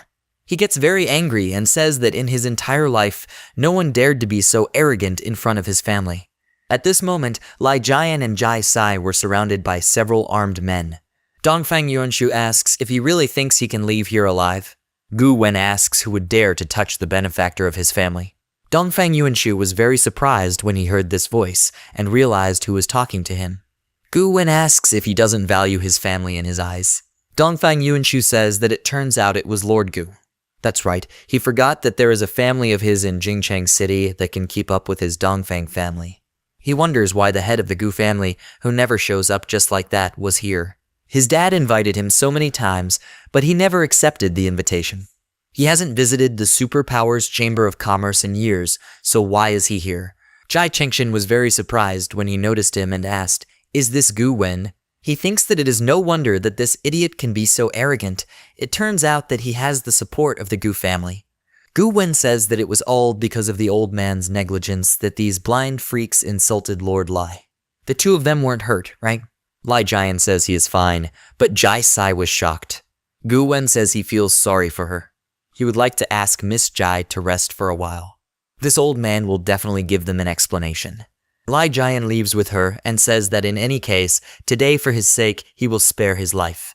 Dongfang Yuanshu is outraged by this and says that for the sake of the Gu family, he will be the one to save his life. Gu Wen says that Mr. Berzejlai once saved his life. If he offends him, he will offend his entire family. Today, he will teach him a good lesson for his little friend. Men in suits grab Dongfang Yuanshu, and he says that this guy is just an idiot. How could he make him worry so much? The most important aspect is the excellent cooperation of their families. He should not sacrifice much for little. Gu Wen asks, how can a simple Dongfang family compare to a benefactor? Lai Jian is the future support of his family. Dongfang Yuanshu asks, does he really want to hurt his family for this idiot? Gu Wen says that if his family wants to declare war, then his family will accompany them to the end. They should carefully weigh the cost of fighting his Gu family. Dongfang Yuanshu thinks that if there is a stalemate between their families today, cooperation in superpower research will be difficult. The family elders would not only punish him severely, but would even question his ability to manage the family business in the future. While several people are holding him, another raises his fist and is about to hit him. The man hit him in the face and knocked out one of his teeth. Dongfang Yuanshu calls Gu Wen and says that he was wrong. This junior will not dare to do it again. The old man turns to him and says that if he offends Lai Jian, he will die. It's just to teach him a lesson. Sometime later, someone threw a mug and smashed it on Jai Chengshin's head. He endured it and hung his head guiltily. Dongfang Yuanshu asks, does he have any idea? He lies bandaged in a hospital bed and says that Lai Jian is the adopted son of his ex-wife. His relationship with the Gu family is extraordinary. How could he not know this? Jai Chengshin tells the young master that he really doesn't know. He just received a call. Downstream customers suddenly canceled their orders, and the Jai family lost a lot of money. He is the same as him. It's all because of that damned Lai Jian. Dongfang Yuanshu is angry with him and the Gu family and says that if it weren't for the fact that the family elders have always wanted the research results of Gu Wen's superpower, and the two families are discussing cooperation otherwise, he would definitely let them die without a burial place. Jai Chengshin pours water into a mug and says that the young master has an outstanding status and it is not proper for him to take action personally, and the Gu family is not easily offended. He hands him a glass of water and says that, however, they can get rid of this damned Lai Jian with the wrong hands. Dongfang Yuanshu looks at him and asks, does he mean them? He agrees with him with an evil smile and says that let them send Lai Jian to hell. Some time later, Jai Sai lies in a hot bath with flower petals. She strokes Cerberus, who is sitting with her in the bathroom, and says that Lai Jian has really changed lately, although he still says some inexplicable and strange things. However, he is no longer as weak as he was before. She hugs Cerberus and says that what's more, he also awakened a very powerful superpower and used many abilities that she had never seen before. When he gets serious, he's really handsome. She was embarrassed by what she said, hits herself in the face with her hands and asks, what is she even thinking about? Lai Jian sits on the sofa and reads a book. He hears a knock on the door, which caught his attention and pulled him away from his reading. He comes to the door and thinks that, as expected, this freak did not give up and actually dared to send an assassin to attack. He opens the door and thinks that, however, there was some kind of familiar aura about this man. He looks out the door and asks, what is he doing here? He saw Kulai Kong, whose hand was turned into a blade, and the bodies of the people he had defeated lying on the ground. He kneels in front of him and tells Master Lai Jian that judging by his abilities, it will be easy for him to kill them, but he is kind-hearted and did not kill him. He is truly a righteous man. He left the Dongfang family and wants to follow him in the future. Lai Jian closes the door and says that he just doesn't want to get his hands dirty, so he can leave. Kulai Kong stopped the door and says that it was his fault that he offended him earlier. He is ready to work like a cow or a horse to serve the master, and he also asks him to give him a chance. Lai Jian looks at him and asks the reason for his decision. Kulai Kong says that he enjoyed reading online novels since childhood and dreamed of becoming the main character in these novels. Today he fought with him, and he seems to be completely different. The superpowers he uses are unheard of, just like the masters in fairy tale novels. He wants to be a strong person like him. He bowed, hitting his head on the floor, and says that as long as he can stay by his side, he will never give up. Lai Jian looks at him and thinks that this person was previously used by Dongfang Yuanshu, and now he has come to seek refuge with him. Is his goal really that simple? But today he seriously injured him, and he recovered in just half a day. Possessing a different physique and superpowers alienated from ordinary people, this person can find some use. Lai Jian closes the door and says that he must watch the door. First he must prove that he can use it. Kulai Kong loudly agrees with him. Jai Sai comes out of the bathroom and asks him who is outside. Lai Jian says this is Kulai Kong. If he wasn't around in the future, he could protect them all. He heard a knock on the door which caught his attention. He opens the door with a dissatisfied expression on his face and asks what's the matter. Gu Chanren waves his hand at him and calls him a benefactor brother. Jai Sai looks at her with a dissatisfied expression and asks, is there something wrong here? Gu Chanren looks to the side and says that her grandfather asked her to give something to her benefactor brother. She points to the cases that the two men brought and says that grandfather said that there are no treasures in their family that their benefactor brother would appreciate. The men open cases with various items, and she says that, however, the benefactor can definitely use these things. Jai Sai wonders why he is sending something to Lai Jian again. It can't be predicted before hiring, right? Lai Jian looks at these things and thinks that the quality of the materials used to make magic weapons is hardly acceptable. He can use this to make some useful magical weapons. He says that there is still something missing here, a forge. Gu Chanren says that there was a forge there, but Grandpa kept it in an antique store. It was sealed in a stone box and was inconvenient to transport. Grandfather was worried that the sudden opening would affect the quality of the treasure, so he asked his benefactor to go there personally. Lai Jian says then he will go there now. Gu Chanren agreed to this with a joyful expression. Jai Sai was very surprised when she heard this, and her face turned red. She thinks two people, a man and a woman, are going somewhere in the middle of the night. She won't let that happen, she says. That he shouldn't go out so late, it's very dangerous there. Lai Jian and Gu Chanren turn to her, and he asks, is it dangerous there?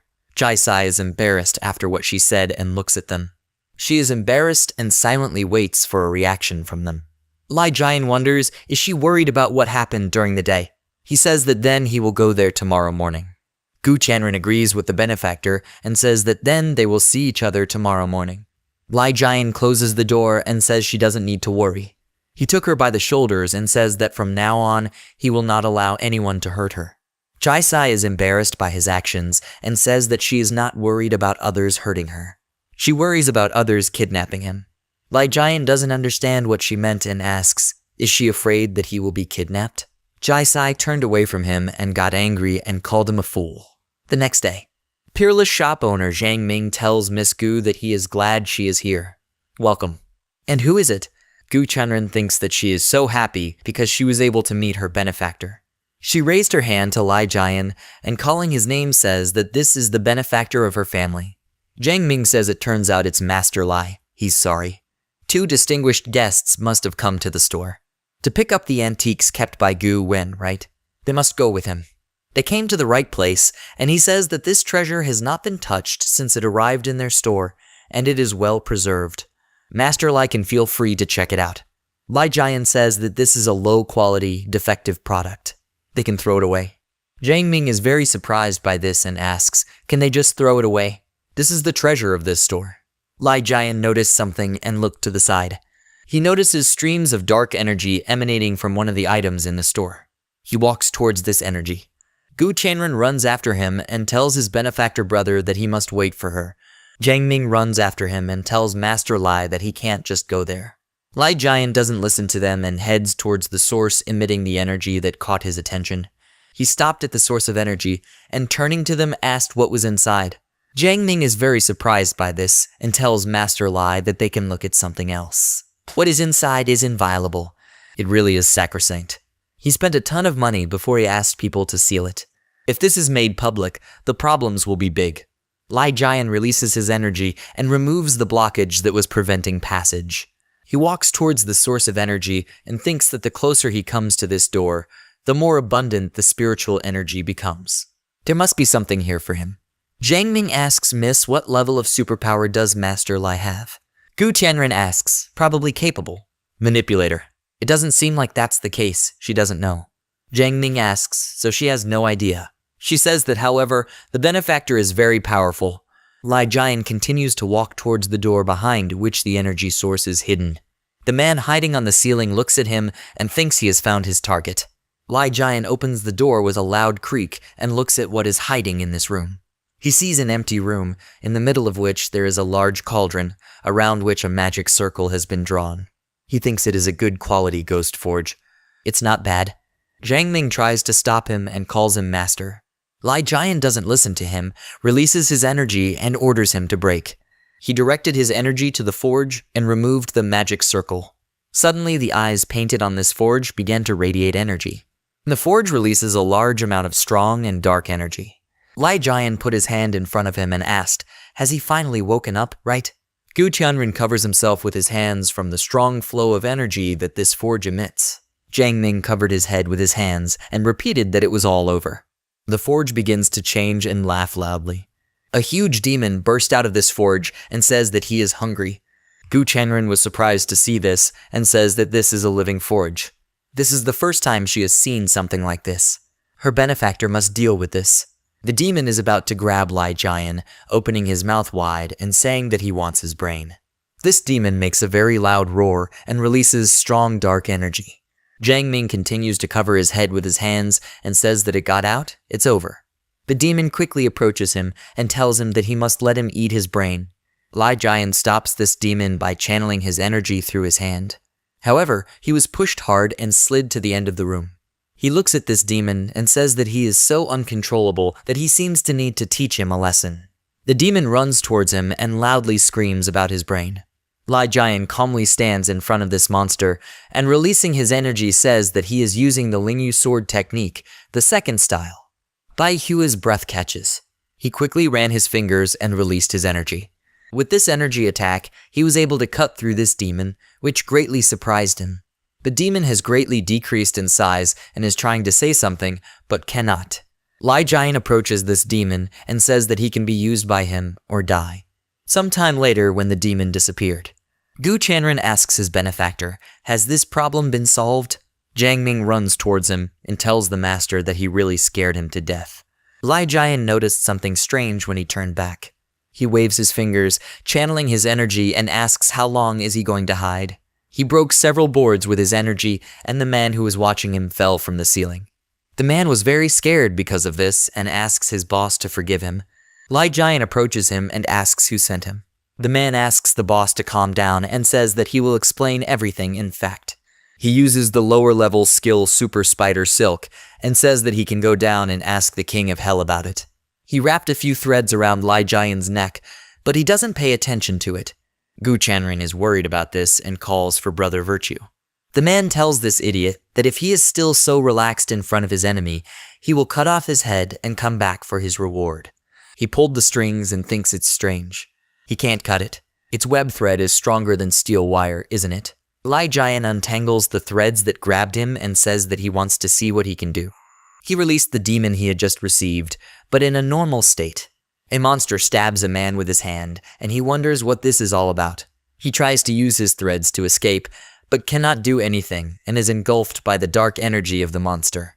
The demon leans towards him and loudly shouts the word brain. Lai Jian stopped this demon, saying that now that he was on his right path, the evil ways and old habits from the past must be curbed and corrected. The demon turned to him and looked at him with great fear. He stepped back and looked with concern as Lai Jian walked up to the man and raised his hand. He notices a mark emitting energy on the man's hand. Jiang Ming was surprised when he noticed this mark and asked, "Is this the Blood Demon Church?" It is said that the Blood Demon Church is an organization of killers with superpowers that has existed for thousands of years. They are not affiliated with any power and will only accept orders from famous nobles. These believers, a group of madmen who will use any means necessary, as long as they can complete the assignment, they will not hesitate to give even their lives. Who did Master Lai provoke? Lai Jian turned to him and said that it was Dongfang Yuanshu. Jiang Ming was very surprised by this and asked, "Is he talking about the young master of the Dongfang family?" Gu Tianren gets very angry about this and asks how dare he send assassins to attack her benefactor brother. She's so angry that she's gonna call her grandfather right now. She called in Gu when, after listening to her, says that she should tell the benefactor that their family will definitely not leave this matter unattended. After some time in a bar called 8 Bars and Restaurants, Dongfang Yuanshu sits with the two girls and says that Lai Jian should not hold a grudge against him after his death. After all, he brought this on himself. He turns his attention to the two men who approached him from behind. They take him away from this bar, and he asks who sent them here. How dare they kidnap this young master? The men do not listen to him and throw him into the car. Dongfang Yuanshu says that since they dared to kidnap him, the Dongfang family will definitely make their bones disappear. He is surprised when he notices a man sitting in the front seat of the car. It was Xinyan, the Dongfang family's housekeeper, and he was looking at him. After some time, at the Gu family's mansion, Xinyan drags Dongfang Yuanshu inside by his hair, and he asks what is he doing. Xinyan put it on the ground and stepped on its head. He says that if the young master assessed the situation and respected the Gu family more, then the head of the family would not be so worried about handing over the young master of the Dongfang family to him. He raised his voice and said that he, Xinyan, would like to apologize on behalf of the Dongfang family. The termination of cooperation brings great harm to both families. He hopes that Master Gu will not have any grudges and will think again. Yuan Shuo is not very involved in the world and may have done something offensive, so he came to their house to apologize. Having finished his speech, he kicked him hard towards the mansion. Gu Chanju came out to them and says that grandfather said that if they offend their benefactor, they will become enemies of their family, so Master Xinyan must return. After all, the most important thing for the Dongfang family right now is to restore the family tradition. Xinyan says that the Dongfang family has the right to its own discretion in this matter. Gu Wen, standing on the balcony, said that after this incident, the Dongfang family would definitely not dare to offend his family again. Lai Jian asks if he called him here just for this. Gu Wen says that of course this is not true. This old man found what his little friend wanted. Some time later, Xinyan talks to someone on the phone in the car and says that he understood him. Dongfang Yuanshu wants to say something to his father, but he doesn't have time because he was interrupted. Xinyan says that the head of the family believed that the young master lacked the qualifications to inherit the Dongfang family's business, so he asked this old man to report this to the young master. If he cannot make a career, then there is no need to return to Dongfang House. Yuan Shuo began to worry about this, grabbed him by the shoulder, and asked him to help him convince his father. He says that it's all Lai Jian's fault, who provoked all this. Xinyan kicked him out of the car, and he fell onto the road. He stayed in the car and tells the young master that from now on he must take care of himself on his own. Having done this, they immediately drove away, leaving a shocked Yuan Shuo sitting on the road. He gets angry and says that Xinyan is just a dog next to his father. When he returns and becomes the head of the family, he will be the first one he kills, and also that damned Lai Jian and the Gu family. At the same time, Lai Jian sits on the bed and uses his energy to direct materials to the forge next to him. When he put all the ingredients into the forge, smoke came out and strong energy swirled around. He points his hand at this forge and says that he must begin. A demon comes out of the forge with several items and happily says that it is done. The demon flew up to his master and said that he was hungry and wanted to eat the brains. Lai Jian inspects the items he received, attracted by his energy, and thinks that although the shapes of these items are different, all of these magical weapons have the effect of protecting the body, and a few cultivators at the foundation stage can break it. Even an attack at the pill formation stage can withstand several hits. He turns around and looks at the demon after hearing what he said. The demon is embarrassed by this and says that you simply can't eat it. Lai Jian brought the newly created items to Jai Sai, who does some exercises and says that these are for her and Aunt Liu Ran. She turns to him and asks, "Where did he buy it?" She put on the necklace he gave her and thinks that this idiot has finally understood something. Lai Jian says that this item was made by him personally, and by wearing this, she will be safe from now on. She can feel at ease even if he is not here. Jai Sai asks, where will he go now? Lai Jian says that after a long journey, the Gu family found what he wanted. Jai Sai says that then he will have to come back early. He leaves the room and agrees with her. He comes out into the hall and Kulai Kong calls him sir. Lai Jian points his fingers at him and uses his energy, causing the bracelet he made to appear on his hand. Kulai Kong is surprised when he notices this item on his hand and asks, "Sir, what is it?" Lai Jian looks at him as he leaves and says that this thing can help him practice and protect the person inside the room. If he has doublethink, then this thing will make his life worse than death. Kulai Kong happily agreed with Sir. Some time later, at night, in the suburbs of the city of Tsanking, Gu Tianju calls Lai Jian, who is walking next to him, a master. He says that the death arena, called the Black Raven, is a gray underground fighting site. It is comparable to black market boxing for unskilled people, except the participants have superpowers. The owner of the Arena of Death is a somewhat eccentric person. Even if they pressed him on behalf of the Gu family, he would not allow them to enter, unless they, brother and sister, are allowed to participate in a fight to the death. Lai Jian turns to him and asks if they will allow the two of them to participate. Gu Tianju says that they have almost agreed to do this, so if they have problems with the death arena, they will inevitably delay the master's entry into the ruins. They enter the secret door that was opened for them, and Gu Tianjun tells his benefactor brother that he can simply not be shy and go to the ruins. He can leave this matter to them. They are riding on a magic elevator, and Lai Jian asks the two if they are sure that they want to participate in a duel to the death. Gu Tianju tells the master that although they, brother and sister, are at a low level, the participants in the death arena must wear special ability suppression bracelets to suppress their superpowers with the same intensity. Gu Chanren says that her brother's traceless fire and her celestial spirit's ice are all superpowers. And even if he cannot defeat the enemy, saving his life is not a problem, right? Lai Jian breathes a sigh of relief and thinks that in the old days, it was difficult for farmers with this mentality to live long enough to lay a foundation. He grabbed Gu Tianren's shoulder, and this surprised her. He presses very quickly on the acupuncture points on her body. She was surprised by this and tells the benefactor that it tickles. Lai Jian finishes this, and she feels strange about it. She holds her stomach, and her face is red, and Gu Tianju begins to worry about his sister. Lai Jian silently presses one acupuncture point on his body. Suddenly, he starts emitting strong energy because of this, and veins pop out on his face. He wonders if his superpower has gotten out of control. What did the master do with him? Lai Jian says that he should concentrate on perception. Gu Tianju does what he said and closed his eyes. He continues to radiate strong energy and thinks that this restless flame no longer burns his body, as if he himself had become a flame. It turns out the way he used his superpower was wrong.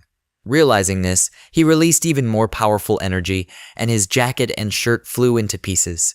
Gu Tianren asks his brother why he is using his superpowers indiscriminately again. Isn't this dangerous? Gu Tianju says that she doesn't have to worry. He feels that he has become different, not the same as before. This flame no longer hurts him. Gu Tianren says that after saying this, she also suddenly felt a little different. She felt a pleasant smell around her. And this smell is similar to the smell of her brother Virtue. Lai Jian says that he unlocked Qigong for both of them. This is a reward for them finding the ruins.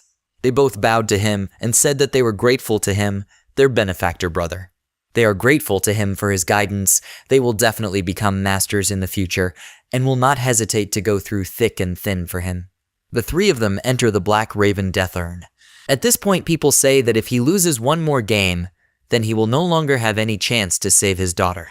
They will meet on the battlefield. This time he will kill him. He sold his eyes. He really lost. Gu Tianren tells his brother that this place is such a mess. Gu Tianju says that she should be careful because everything here is different from outside. The Black Crow Death Arena exists all over the world, and what they see in front of them is only a small part of it. It can be said that the forces behind this have powerful hands and eyes, and even the supervision department does not have any jurisdiction over this place. They see one man beating another, and Gu Chanju continues to say that this lawless place has naturally become a gathering place for criminals. There is absolute strength here, that's all. Even if they are from the Gu family, no one will take them seriously. A man drinking his drink from a large mug says that they should beware of competitors with red rings. The participants who have survived several death matches are already strong men, but those with red rings are executioners who have survived hundreds of death matches, and it will be a big problem to provoke them. The man notices Gu Tianren and asks, "Is this an unfamiliar face?" He reaches out to her and says that there is another film about a little girl. She should turn to face him and let this master watch. Suddenly someone throws this man and breaks their table. The guy who is standing next to him asks, "Is someone asking for trouble?" Another man asks why such idiots appear every year. This is truly unfortunate. Lai Jian goes to the man he hit hard and says he must be lost. Suddenly someone put a hand on his shoulder and called out to get his attention. It was the red ring competitor, Liu Weixin. He asks, is he new here? Does he even know where this place is? He is a newcomer. He dares to create problems. Maybe he is tired of life. Now he must kneel down and admit his mistake. This brother can think about forgiving him. Otherwise his life will be worse than death. Gu Changju tells the master that this person is a red ring participant. He must be careful. Lai Jian looked at him with a very menacing and frightening look and asked, "Is this for real?" Liu Wuxian was very scared of him, removed his hand, and wondered who this child was. He has such a terrifying aura on his body at such a young age. The leader of the underground death arena, the Black Crow, Xiangnan, stood in front of him. He tells Liu Wuxian that he should calm down. These are his distinguished guests. They are new here and don't know the rules. They must forget what just happened. Liu Wuxian leaves and says that the underground master has spoken, so naturally he has to show his face. But they should not think that this is the end of the matter. Xiangnan says that Liu Wuxian, one of the top competitors in his deathmatch arena, has a bit of a hot temper and often behaves offensively. This is not a suitable place for receiving guests. Distinguished guests must follow him. Sometime later, Xiangnan sat down at his table and pointed to the bottle and said that this wine was from his collection. They should not neglect this as honored guests of the EU family. Lai Jian looks around and thinks that after sensing the breath, there was indeed an immortal cultivator's relic nearby. Gu Chanju tells the hall master that according to the conditions discussed earlier, he and his sister will engage in a duel to the death. Does he mind if Master Lai enters this place? Xiangnan says he can go if he wants. He is about to drink his wine and says that, however, they should not blame him for not reminding him. No one has ever left this place alive. If something happens, he will bear the consequences. In any case, he just needs to let the Gu family's brother and sister engage in a life and death struggle, increase his gambling, and let him make a sure profit without losing any money. Gu Chanren is worried about his words and asks his benefactor brother, "It seems very dangerous there. Does he really want to go there?" Lai Jian closed his eyes, and she asks why her brother Virtue closes his eyes. He concentrates and sees huge statues that are in the dungeon. He wonders if this is actually an insidious formation stealing souls. This formation takes away the souls of intruders, and he should not enter rashly. Lai Jian says that they need to prepare a place for him first, and later he will go to the ruins. Gu Chanju asks if the benefactor wants to watch their match first.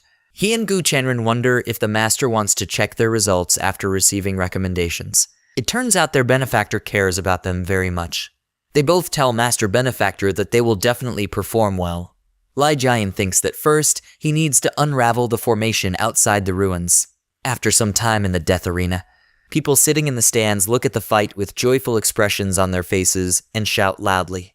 One of the spectators loudly says that he should kill him because he bet that he would win.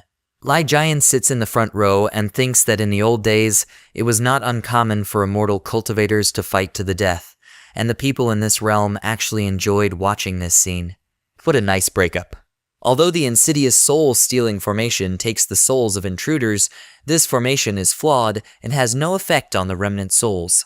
He releases his energy and thinks that if he enters with only a part of his soul, then he can escape the influence of the formation. It is necessary that he simply be allowed to separate part of the soul to destroy this formation. He directs his energy flow down underground. Under the death arena, the Black Raven, in the ruins of the immortal cultivator. The stream of energy that Lai Jian released made its way inside. He created his body from this energy and thinks that immortal cultivators usually build ruins in places with abundant spiritual power to ensure that the formations and restrictions in the ruins can persist for a long time. The eyes of the statue behind him light up, but Lai Jian does not pay attention to this and wonders why the spiritual power of this relic is so complex. The statue attacks him, but he manages to dodge the attack at the last second. He looks at the many animated statues and thinks that he had long expected that the cultivators would use the remnants of the soul to infiltrate the ruins, so he set the Soul Eater demon to ambush them. The habits of the owner of these ruins are very similar to the habits of the Blood Soul sect in the old days. He touches his forehead and asks how dare he, just a little demon, create trouble in front of his eyes. He uses the Tianqi breaking technique and releases a strong energy that pushes away all the statues that were in these ruins. Lai Jian flies further and thinks that all these low-level magic weapons, it seems that what he wants is even deeper. He hears a loud sound that attracts his attention. He is attacked by a demon with 3 eyes and he wonders, is this a beast that devours souls? At the same time in the arena of death, the man tells his brother that these are people from the Gu family. If something happens to them, will their family let them go? Another man asks why he is panicking. Life and death in the death arena are vain, and they deserve to give up their lives. He pulls his sword from behind his back and says that they have fought to the death so many times and never gave up. They just need to do this, and it will all be over. Let those spoiled rich kids regret it in their graves. Gu Qianren tells his brother that these 2 people look very fierce. Gu Qianju says that she needn't be afraid. They have accepted the master's guidance, and it will be easy to defeat them. The referee announces that the game has begun, and he immediately rushes to attack, creating fire on his hands. Gu Qianren stands behind him and releases large ice crystals. Gu Qianju attacks the man with a sword and says that he should look at this. He uses the traceless fire technique. The man uses the flash mob technique and asks, with the skill of this 3-legged cat, does he still want to fight him? Gu Qianju is a little surprised by this and thinks that he is so fast that it seems like a superpower of speed. He looks to the side and thinks that he will attack from there. He manages to dodge a very fast attack from a man who tried to surprise him. Gu Qianju kicks him, but it turns out to be an illusion and his leg goes right through. The man was behind him, collected his energy in his hand, and said that the movements of a non-professional are visible at first sight. He releases dark energy into his opponent's eyes and says that he should try this trick. Gu Qianju is surprised by this and realizes that he cannot see him. The man stabs him from behind and says he should eat his knife. Gu Qianren notices that her older brother was injured and calls out to him loudly. The second man uses the super stone transportation skill on her and tells her that she should worry more about herself. The stone he fired hit Gu Qianren and she screamed in pain. The people watching this fight rejoice and say loudly that they should just let him say that the Gu family's brother and sister are not good enough. They should hurry up and cut off the legs of this young master from the Gu family. Their rewards are irreplaceable. This eldest lady is quite good. He knows what everyone likes to look at, right? The old man sitting next to Lai Jian asks why the 2 children from the Gu family are not studying well. They just joined in the fun in such a place, and now they will lose their lives. Lai Jian looks at this fight calmly and thinks that the outcome will be decided very soon. The man with the sword stands over the brother and sister from the Gu family and tells the arrogant and ignorant rich young master that it is all over because his sword is stained with poison. He need not worry, they will treat his sister well. Gu Qianju's body begins to emit fiery energy, and he says that if it was him before, he really wouldn't be able to change the situation. The man asks, what is he even talking about? Gu Qianju was able to get up, releases his energy, and says that, however, under the guidance of the master, he became a different person. He uses the burst skill and releases a wave of fire along the ground at his opponent. The man bursts into flames and asks loudly whether he was poisoned. Why can he still move? Gu Qianju looks at him and says that cheap poison bought on the black market will not harm him.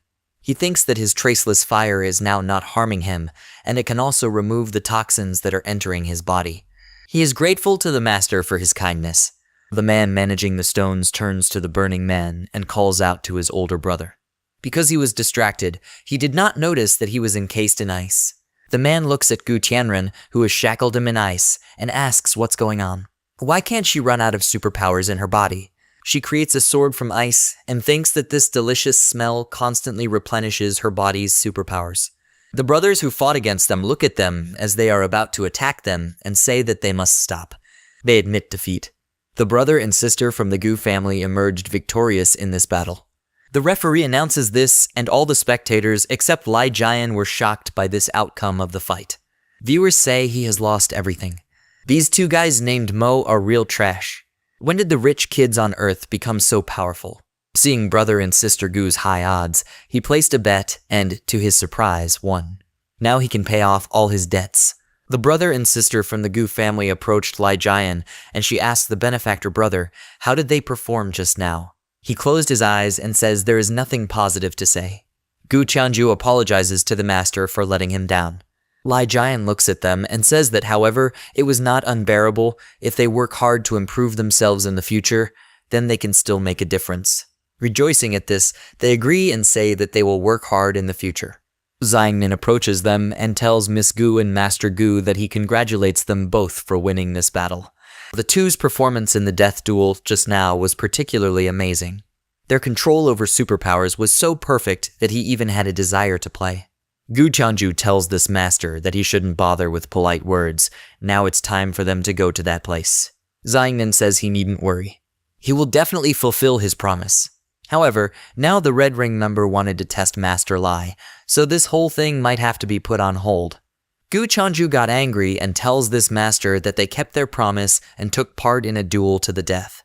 Why should they let their master fight in the arena? Xiangnan says that there are rules in the Black Crow Death Arena.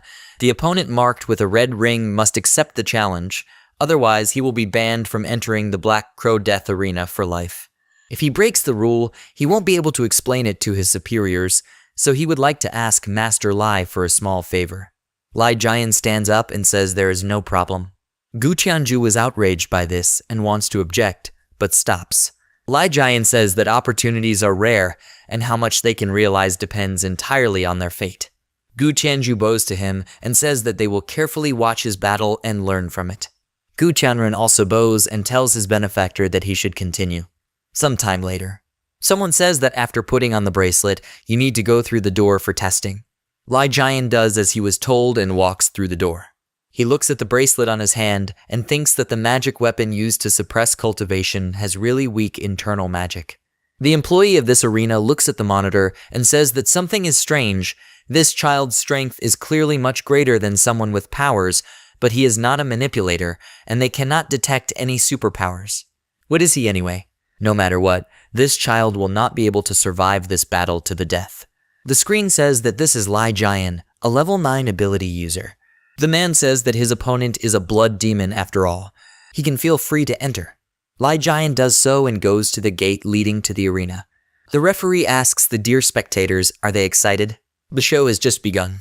Next up is newcomer Lai Jian, who is participating in a death match for the first time. And his opponent has a lot of experience. He is the best Red Ring competitor in their death arena, the Black Crow in Kanking City, the Bloody Demon. Luoshin, who performs under this pseudonym, entered the arena and smiled evilly.